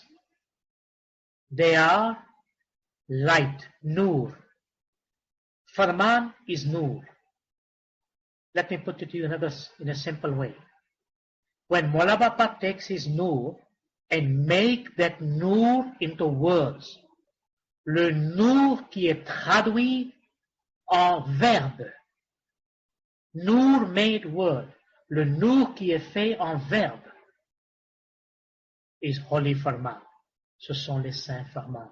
So Mola Bapa, out of his mercy, out of his grace, out of his love, out of his compassion, to protect us, to guide us, to bring light into our soul and light into our intellect, light in our thinking, light in our heart. He makes his nur into word, which is the divine guidance, which is the farman. It is spiritual presence of Maula Bapa, and it is like light. It is this light. It is congealed in a tangible form. The nur that becomes congealed. And this nur, in word, it becomes the basis of our Sirat al-Mustaqim and salvation. Holy Farman of Maula Bapa brings us comfort, brings us protection. And we must always, always, always pose that question at every moment of our breath to say, how can I bring this nur more so into my life? How do I bring this nur in my life? Not only that, but in a higher stage of marifat, how can I become one with this nur? How can Maula Bapa and I become one with the nur? My soul and Maula Bapa's nur become one. How can that happen? You have to search in the path Maula Bapa has explained to us. So remember this concept of Holy Farman. It is that which brings nur in our intelligence, nur into our ibadah, nur into our prayers, nur into everything that we do in our tariqah practice. And it is the quest for the nur. It is the nur and only the nur that is significant in our practice. Whatever we do, you have to think the nur is connected with it. And it is your responsibility to make that connection. So let me continue very quickly. I know time is really moving forward. And I hope that, you have a little bit more time just to finish it up. So when we say treasures of life, so far I hope that you have followed what I've said. So the last one was Jamaat Khana, the house of nur. What is Baitul Khiyal? Baitul Khiyal means exactly that. Inna lillahi wa inna ilahi raji'un. That is the return of the soul into the nur of Hazrat Imam. You take your soul, your spirit, and that soul or spirit, when it is blessed, understand this, when it is blessed with Maula Bapa, and when it is Maula Bapa's wish and desire, not your wish, not your desire may be there to become one with Maula, to have this elevation. And it's a good desire. But we are submitted to Maula. It is His will, His decision, His absolute authority when the soul will exit and become one with Him. That is Baitul Khiyal. But if you desire to do that, if you have that desire, then you will make a decision on the basis of saying, I want my soul to go back to Maula Bapa. And what must I do? Then the path is that you have to search for that path under the guidance of Hazrat Imam. And it is the Imam who shows our soul which path to take. And that path is the path of Nur. And that is Baitul Khiyal. So Baitul Khiyal is return of the soul into the light. It's a treasure of light. Baitul Khiyal is nothing but light. The sound. The sound is the foundation of everything. Now I should have perhaps brought it first, but it's okay because I wanted to give you a certain sequence. Now a lot can be said about the sound. And I am going to present an aspect of it in the near future, if Maula Bapa wills. But let me say this to you.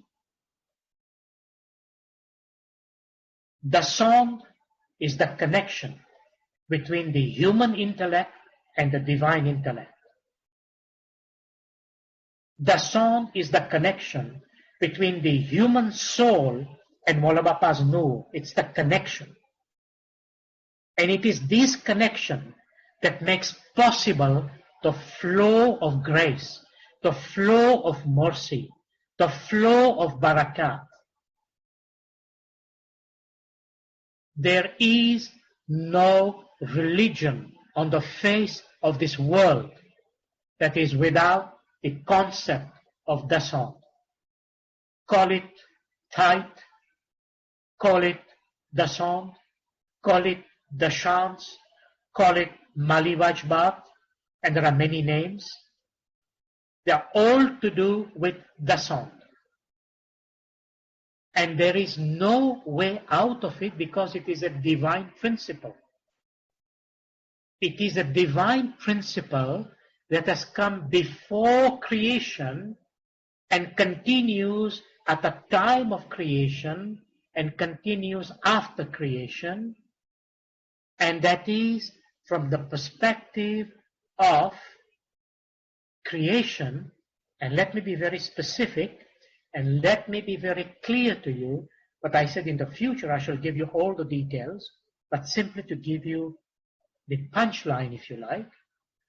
Every single living and non-living, we may consider it not living, but everything that is living, and we consider non-living, everything is tied through the sound to the nur. And the human being also, through the practice of the sound. The sound is our connection to Mola Bapa's nur, to Allah's nur. That is why the sound is foundational. And when you cut the sound, when you unplug yourself, when you are not understanding the sound, means that you are pulling the plug to yourself. That is why the sound is so fundamental. Now, I'm explaining to you on this basis because it is actually the fact. The whole creation, when it took place, before it took place, the concept and principle of dasan was already there. It is the principle of universal balance and cosmic harmony with the whole creation. And you know what happens when dasan is not there? We become out of balance with the whole creation. But when dasan is there, we are connected to the nur. Then the position of the human being that is given to us, as remember what Mola Bapa says, the human being is Allah's greatest creation. You can only be the greatest creation if you maintain your position. Otherwise you become like an animal. Either you serve your animal nature or you serve your spiritual nature. And in order to remain that spiritual being, which Mola Bapa says that we are, dasan is the foundation. It is the means whereby we maintain the cosmic balance. The law of universal harmony is through dasan. Don't think like people think materially, that because the form of the dasan today is monetary, that you think that you can simply think in economics and monetary sense. That is foolishness. Yes, indeed, the dasan is monetary, but understand the essence behind it. The essence behind it. Dasan is the property that belongs to Allah and must be returned in the hands of Allah. Have you read the Quran on this matter? Quran speaks about zakat, khums, ushr Allah, three principles. And there are hundreds of mentions about zakat in the whole of the Quran. Wherever there is the name of prayer, salat, zakat is associated with it. Like we say, the sound and dua, zakat and salat. Please read those passages in the Quran and see what it says. But inshallah, with Mullah's blessing, I will bring them to you in one of the lectures. Same thing it is said in the Farman. So, let me put it to you in a different way, but in a very clear language. If you desire to obtain salvation, become part of the Noor, and in this world, you want the barakat of Hazrat Imam. You want the barakat of this Noor. You want this Noor to guide you. Because remember it says in the Quran, Allah guides to His Noor whom He wills, whom He decides. If you want this Noor to be part of your intellect, to be part of your soul, to be part of your thinking, to be part of every aspect of your existence, then the way to connect with that Noor, first and foremost, is the sound. Not prayer, not dua, not ibadat, not seva, not anything. The sound. The sound must be first. This is the law of creation. Don't say, oh, I'm rendering 8 hours of seva. If you are doing that, I say to you, you are the most blessed. Shukr Mola, you're doing it. Alhamdulillah. But that is not the song. The song is the song. And the song is given out of love, out of gratitude, out of devotion, out of understanding, out of your intellect. Why am I submitting the song? Because the song is not my property. The song is not my property. When I receive my earnings in business or salary or whatever, what I receive, our principle, that whatever I receive in this world, you remember the Ginan Haktu Paktu? He is the sustainer, He is the maintainer, He is the giver. This is our faith. This is our hakikat. Everything comes from Him. You did not create it. You did not create it. It was given to you, including the education we have, the good health we have, and everything we have been asked to do towards that aim is a divine gift. It's for us, for more means of Hazrat Imam, we say this is Maula's gift to us. It is Maula Bapa's blessing on us. It is Maula Bapa's barakat to us. And when we earn our living, our salary, our profit from our business, there is a portion, there is a part of that that belongs to Allah. And Allah says in the Quran, God says in the Quran, that part does not belong to you. So take that part out and give it back in the hands of Allah. It is Allah's property. It is Allah's possession, not yours. By not giving that the song, we cannot give because it is not our property. So the song means we are returning, we are giving back that property into His hand. And that hand is Maula Bapa's hand. In the dua we call that hand Yedullah. Yedullah. So when we are fortunate and blessed to bring about the sound in Jamaat Khana, and only in Jamaat Khana, the sound is always in Jamaat Khana. We bring the sound in Jamaat Khana. It is given in the hands of Mukhi Kamariyas, Mukhyani Kamyani Sahibas. And that hand in Jamaat Khana is the hand of Maula Bapa, which is the Yedullah. So in that hand, the song must be brought. Nowhere else. Sometimes people confuse and says, I make a donation to Aga Khan Foundation or to Focus or to other charitable organization. Alhamdulillah, it's a very good thing to do. But that is not the song. The song belongs in Jamaat Khana. And that is not your right to keep it.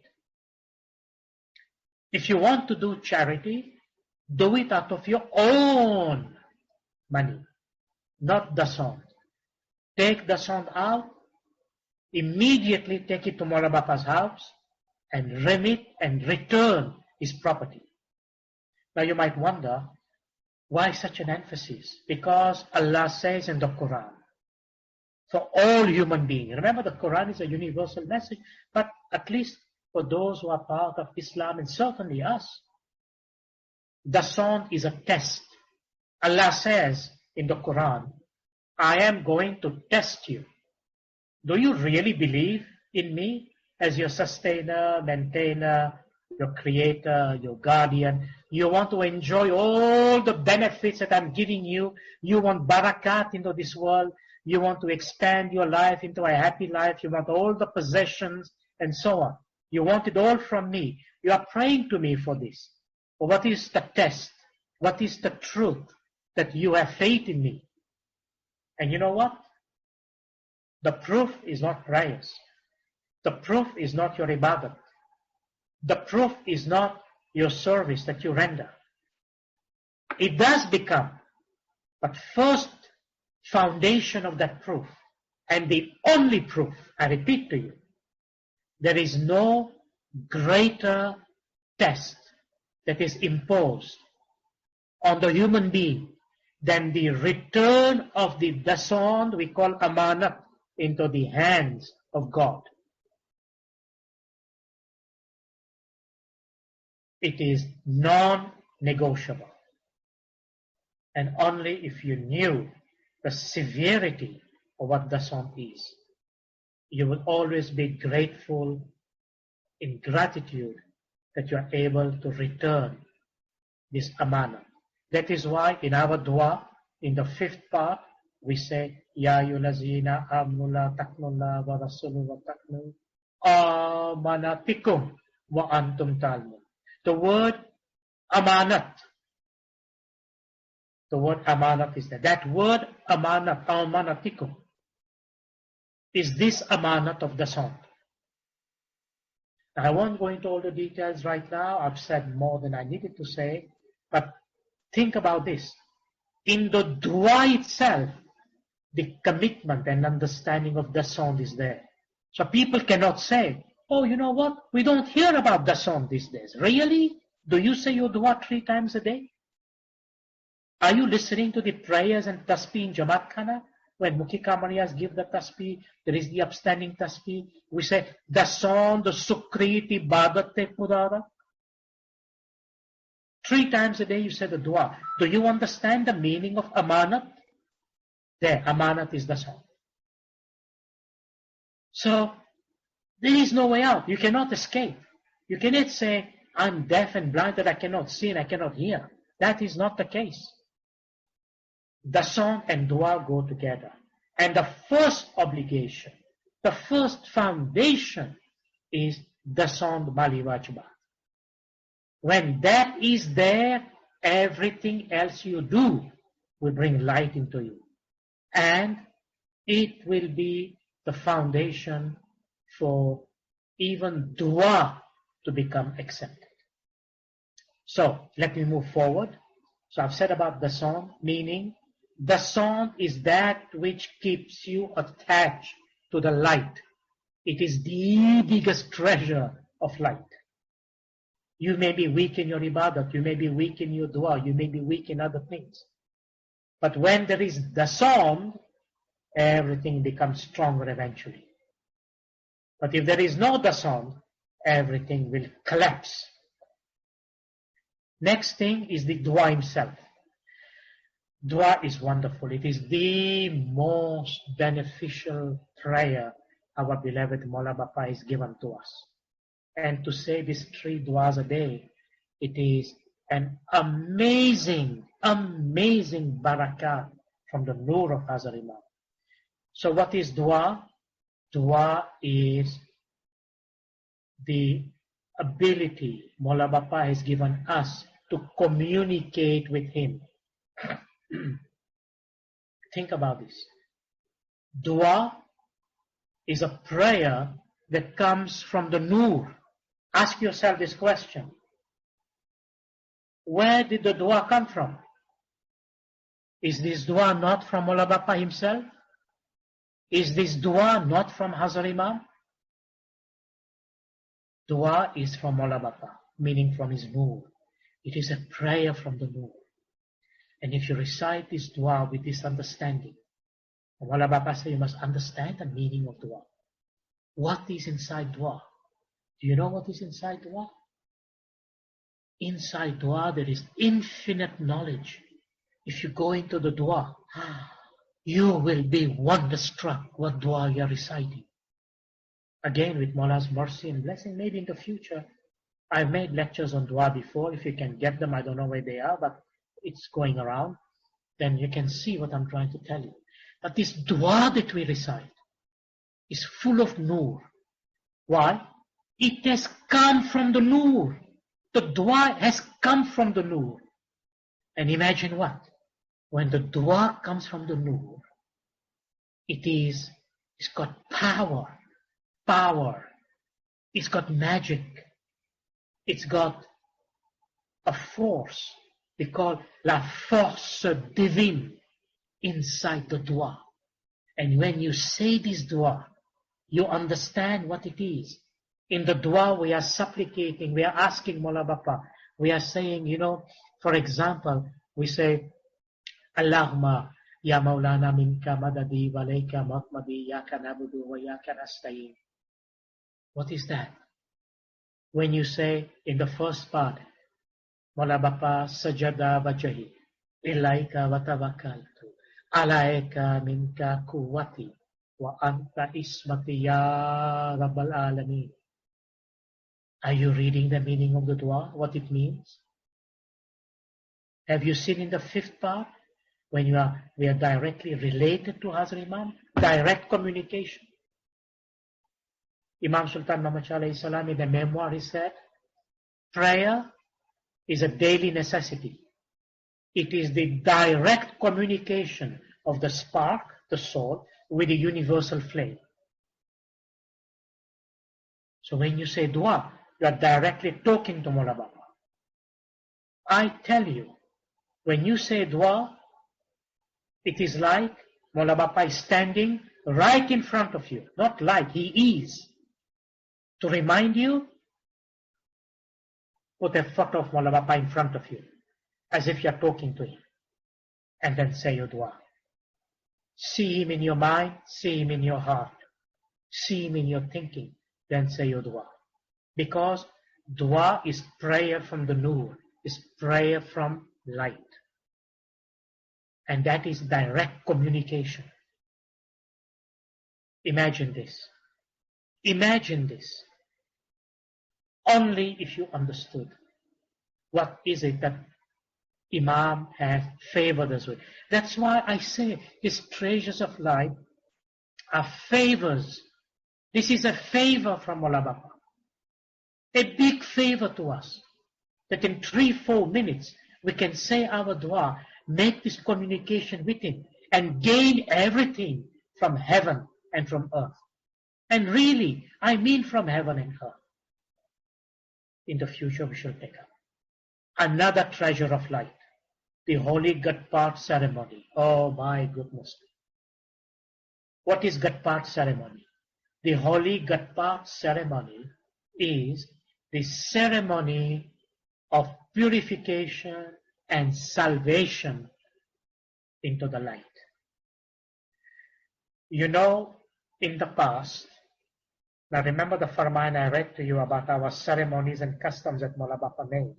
He said that your faith is based on thousands of years of history. Gatpat is one such ceremony. And Holy Gatpat, again, I'm just going to take the punchline immediately in the interest of time. Let me tell you this. I want to tell you a few things. Holy Gatpat, in our old ceremonies, Gatpat had 20 parts. You know, we have 6 parts in dua. it had 20 parts. And if you study the whole Gatpat Dua, you will come to understand. Holy Gatpat Dua is a complete explanation of the cosmology of the soul. C'est une cosmologie de l'esprit. And in the Holy Gatpat Dua, it is declared how the soul itself came into being and how the soul eventually will reach its final destination.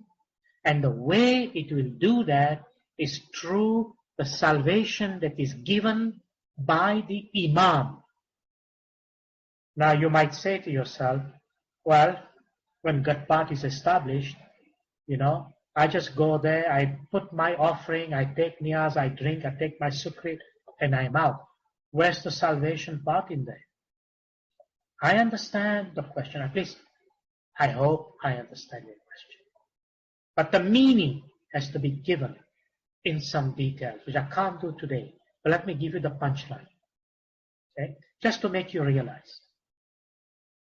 Our whole Gatpat ceremony is based on this divine, on the principle of divine origin. And I know a lot of people here and there, maybe in different spots and countries, they think they are so smart, even smarter than the Imam. They can go and change our Gatpat ceremony.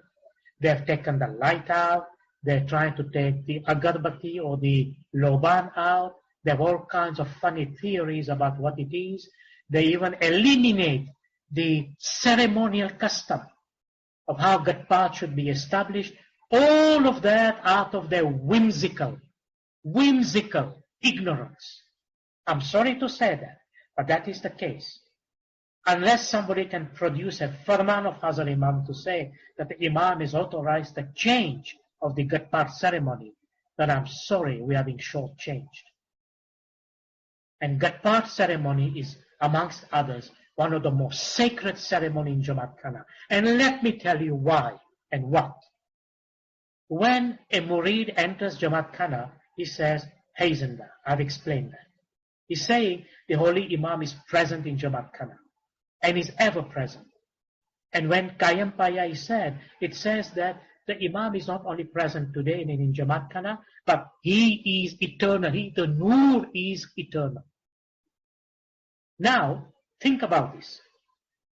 When the time of Gatpat comes, and by the authority, the Amra of Hazar Imam, which Mukhi has of the Jamaat, and he passes his Amra when it is necessary. Mukhi Kamani aside, Mukhiani Kamayani Saibas of a Jamaat are the Amra of Hazar Imam. They represent the authority of Hazar Imam in Jamaat Khana. Not anyone else. They represent the authority of Hazar Imam. And what happens? Mukhi Sahib gives the Amra, the command. And what does he say? Gatpat Sthapna Alamariya. Establish the Gatpat. Is an order to the person sitting who has been assigned the duty to establish the Gatpat. Now, what happens there? Let me first of all explain. When he gives that order, a person who is standing, a member of the Jamaat, could be a volunteer, whoever, stands on the other side of the Gatpat. Because of that order, he will take the kum and pass it on to the person on the Gatpat, and he will say, Jamaat Hayzanda, and the person will say, Kayam Paya. Now, according to the procedures of our holy peers and the Imam, the Gatpat is then taken and put back on the path. It's not held and carried as we do today. The person says Kayam Paya and then replaces the Gatpat on the path, and then he begins or she begins with the Suratul Fatiha. But what happened just before that? The person on the other side says Jamaat Hayzanda. And the whole Jamaat replies Kayam Paya, including the person there. Now think about this. Did you not say Hayzanda when you entered Jamaat Khana? You did. then why say Hey Zanda there? If you already said, and the whole Jamaat said Hey Zanda, when you entered Jamaat Khana, you're now inside Jamaat Khana. Why do you say Hey Zanda right there? You know why? I'm now skipping many stages, but let me tell you. Hey Zanda at the place of Gatpat means Mola Bapa himself is present where the Kumbh is, where the Gatpat is, and Prophet Muhammad sallallahu alaihi wasallam is present where the Sukrit is. So who establishes the Gatpat? Mola Bapa himself. Who distributes the Sukrit? Prophet Muhammad himself. This is the notion of Ya Ali, Ya Muhammad. I'll explain to you in a minute. Because the first Gatpat was established spiritually in heaven. This is its counterpart in the physical world. Therefore, you think about it. That's why you say Hey Zanda in that context. Now, the whole procedure of handing over the Kumbh to the person when you say Hey Zanda is a part of our spiritual ethics of respect, of love and devotion, how you receive the Imam. I hope you understand what I'm saying. I know it is a very long ceremony to describe. But when you don't do that, it's like telling the Imam, you know what, Mola Bapa, you pick up the Kumbh yourself. There's no need to anybody to be here. Really? Really? Well, be the da'i of the Imam that the Imam has asked you to be. The Imam has asked his Jamaat to be da'is. And if you understand this concept, then be the da'i of the Imam and teach people the hakikat of this. It is a disrespect of Gatpat. It is an insult of Gatpat when there is no one there to hand over the Gatpat to the person. It's a ceremony and custom of the Gatpat. Well, I am not the judge. Mola will be the judge. And we must understand the practice of our faith. Like the Imam say, this is based on thousands of years of history. You remember the word? Other Imam said, you cannot abbreviate. You cannot abbreviate, and you cannot change or reject. Yet what have we done? We have rejected some of the fundamental things. Don't do that. Understand what it is. I don't have the time today, like I said, but I give you the punch line. So how can I say to you that Hazrat Imam is sitting on the Kumbh and Holy Prophet Muhammad sallallahu alaihi wasallam is sitting on the Sukrit? How can I say that? Well, look at this. Look at this principle. It is made so clear to us. When the person sitting on the Gatpat, when he or she pours the niyaz, the Abe Safa, in the Kumbh, what does that person say? Says, Farman. And what does the Jamaat reply? Ya Ali, Ya Muhammad. Why? Because Ya Ali is sitting on Kumbh, Ya Muhammad is on Sukrit. The reason you say it. And this Farman is the Amra, the will, the divine command of the Imam. Then, when the murid goes to drink niyaz, to partake of this holy niyaz, niyaz means nur, nirmal nur, paval, pak pani, these are various names of the niyaz. So there is the Gatpat ceremony, there is a niyaz and sukrit. I'm taking together right now, so I don't have to repeat it later. When the murid comes to the part, and you lift the piali, the little cup, into your hand. And when you're about to partake of this niyaz, what do you say? Farman. Before the person sitting there says Farman. Now you say Farman. What does the person reply? Ya Ali, Ya Muhammad. Ya Ali sitting there. He just served you that niyaz. And Ya Muhammad is there giving you the sukrit. You know what? Don't think I am even for 1 second making this up of my own and telling you this. This is in our ginans, this is in the gut part dua. We don't recite the dua today, but it is there. So we have to study that. And we have to look at that. And we have to understand the holiness and sacredness of our gut part ceremony. So there you are. That is the ceremony of purification, the cosmological symbol of creation and salvation from our faith. Now, I've spoken already something about Abisapa, so I will not repeat it. What is the soul? What is Ruh? Look, in the Quran it says, what does it say in the Quran? It says, Al-Ruh min amra Rabbi. The soul is by the command of my Lord. The soul or the spirit, what we say, Ruh, Al-Ruh, or we say Atma, l'esprit. You can say spirit or soul.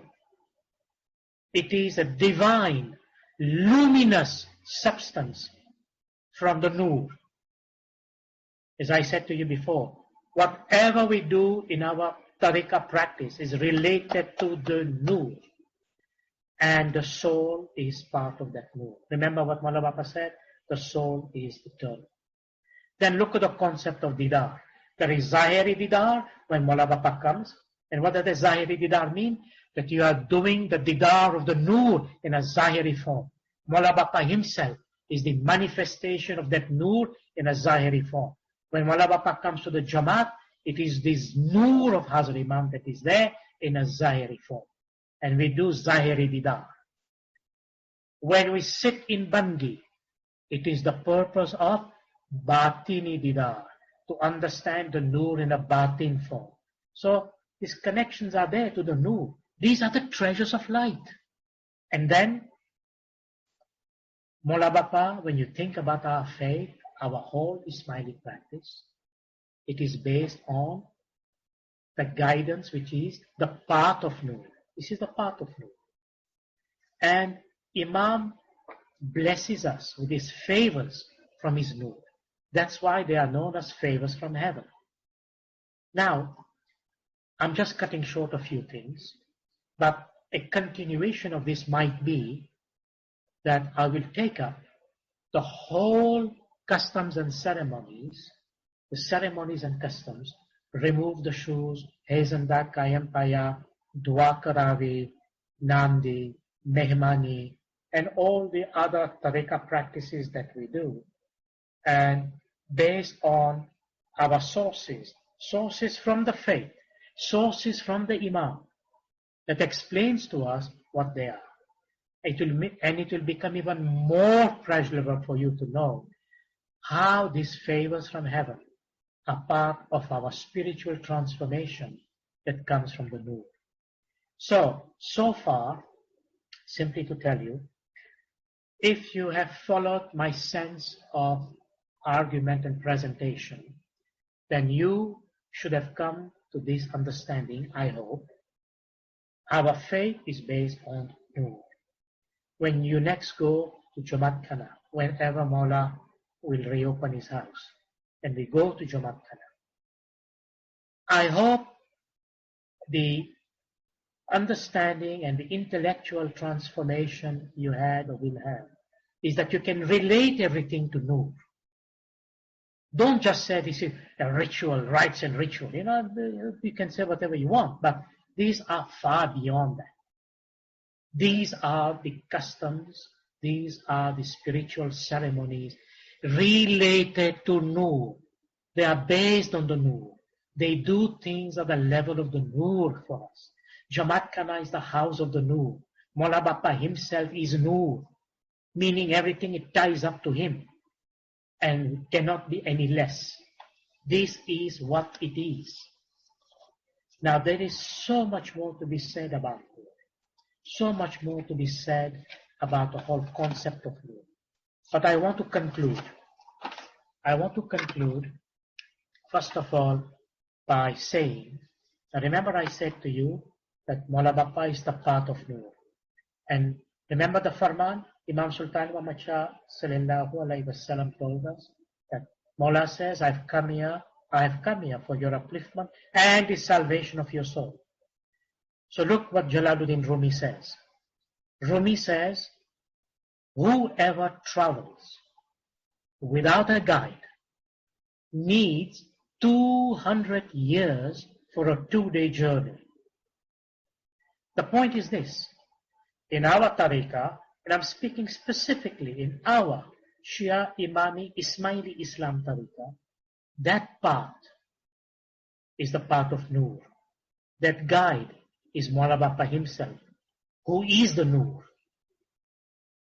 And in that respect, in that connection, Holy Prophet Muhammad sallallahu alaihi wasallam gave this prayer of light, and many people have them.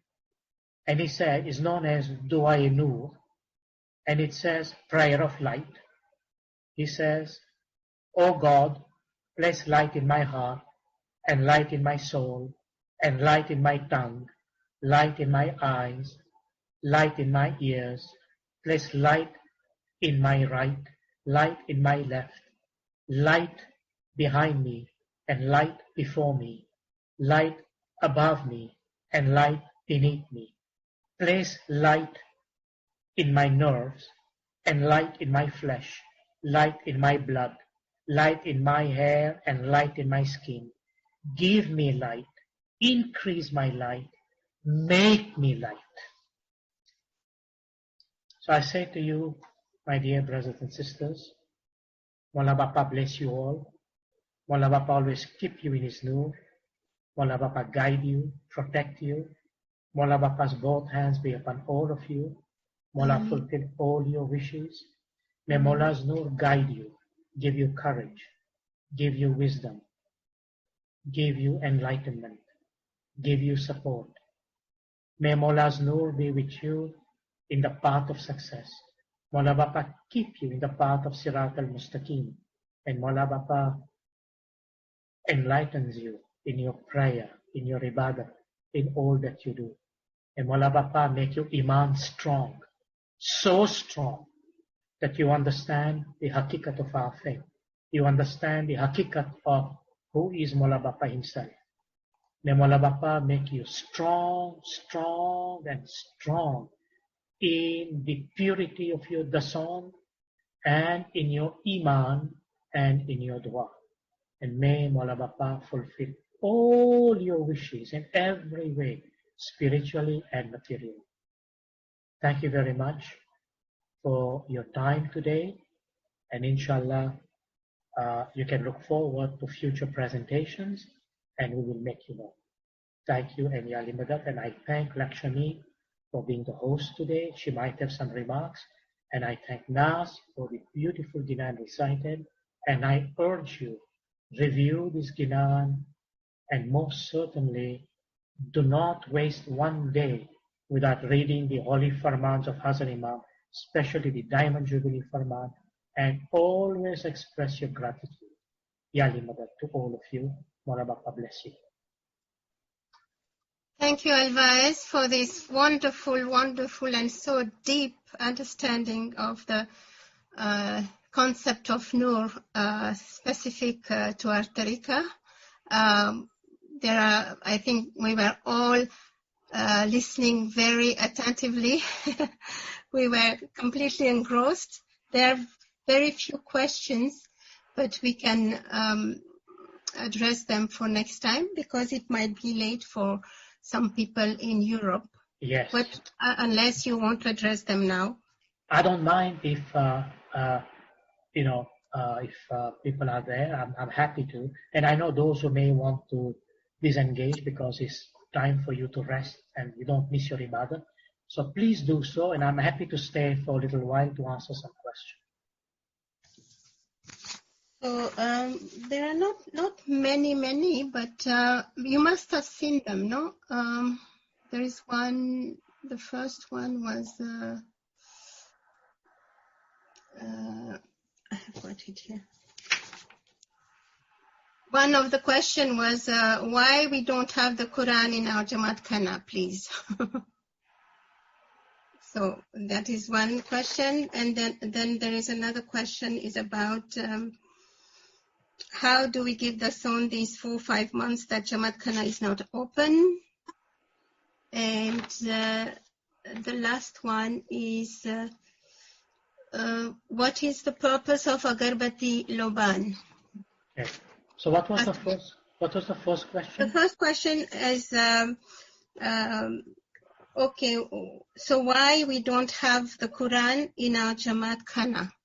You know, it was really, the question came, I think, around when you were talking about the Quran, the speaking Quran, Imam, Yes. at that time, around that time. Yes.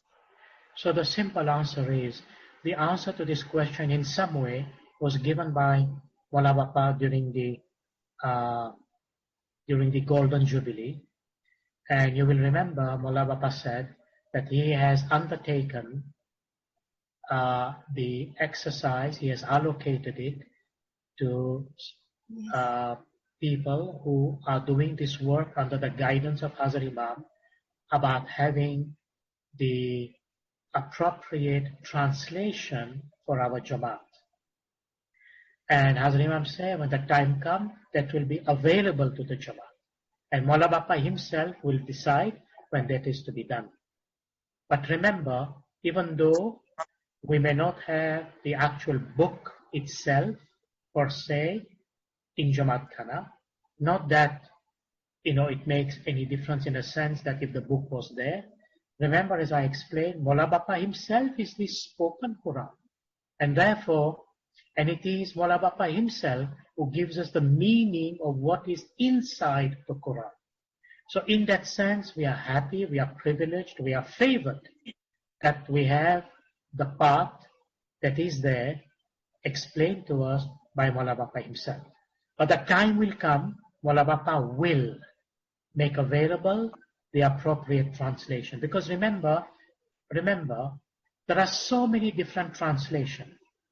Now the person who asked the question, if I say, suppose I say, okay, which translation you want to put there? It will be difficult. It will be difficult because we do not know, apart from on what basis it has been translated. Classical Arabic, Quranic Arabic is not our language. So the efforts over the years that have been made to translate the Quran in different languages, Alhamdulillah, it is amazing human rendering of the holy divine words, which is the revelation. But in the context of the practice of our tariqah, we need to have something we understand and relate to it because it is, after all, a translation. So we rely on the guidance of the Imam, and inshallah, at the right time, the translation will be made available. Like I remember what Mola Bapa has said. He said there have been thousands and thousands and thousands of interpretations given over the centuries. So I say to you, now which one would you go to? There are thousands of them. So we want to make sure that we are able to follow the hakikat as explained by our beloved Imam to us, and inshallah at the right time the Quran in a way that is for the Jamaat will be made available. What was the next question? The next question was about how do we give the son these 4 or 5 months that Jamaat Khana is not open, because you mentioned that it has to be given in the hand of in Jamaat Khana and the Mukhi Sahib. Yeah. So the simple answer to that is contact your local Mukhi Kamariya Sahib, Mukhani Kamariani Sahibas, because they are the point of contact and they will advise you what and how to do it. That is their prerogative, and they may have received direction how to do that. So please contact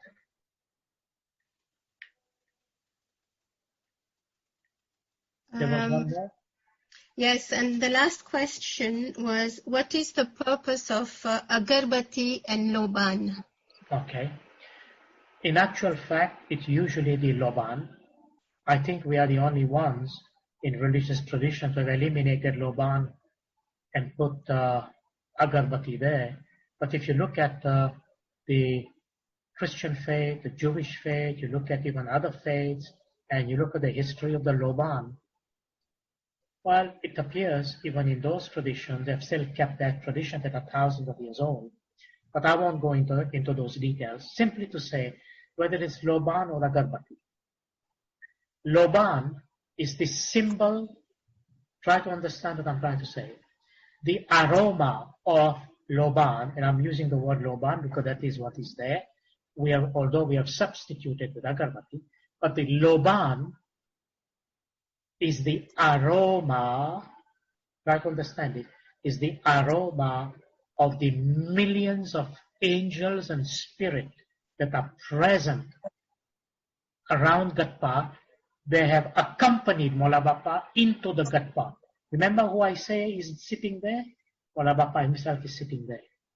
All these millions of angels, they descend, they come with Mola Bapa in Jamaat Khana, and they are present in gut path. When I have the occasion to speak about our holy gut path ceremony, you will be wonderstruck to know what it is. And it is this aroma of loban, as the smoke of it rises, it enters the realm of these angels and spirit. But to us human, because we cannot directly relate to them, what happens?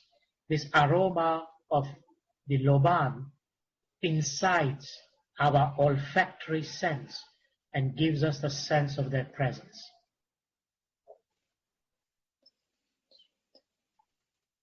Just as light, the light on the gut path is the symbol of the presence of Mola Bapa there. There you are. He's there, but the light is there. The gut path light is there to tell the murids, look, this is Mola Bapa's light, he's present right here. We'll get into it, if at all we ever get into the practices, that inshallah we'll try to do that. And last question. So I'm just informing all the participants that these lectures will happen every Monday at 8 p.m. UK time, 9 p.m. Europe. And I have some participants from Canada, from North America, and from East Africa. So, yeah, it will happen. For the moment, we are planning to schedule these lectures every Monday. It is the time when ALWAAZ is available for us. There may be some exception in case I happen to be in this sport because I may be out of town or something. So always watch the invite and check up always the invite about the timing. We will give you the links and confirmation beforehand. Yeah? Thank you, Lakshmi, for this clarification. Thank you, ALWAAZ. It was really an enlightening lecture for everyone, I hear, and I think everyone have very positive feedback on the chat. Thank you. Thank you, everyone. Thank you very much for your time, Dr. Hashim. Oh, thank you. Thank you very much. Thank you. I'm glad we pulled it through. Yes. With the grace of Mola, we pulled it through. Thank you so much. Thank you. Thank you.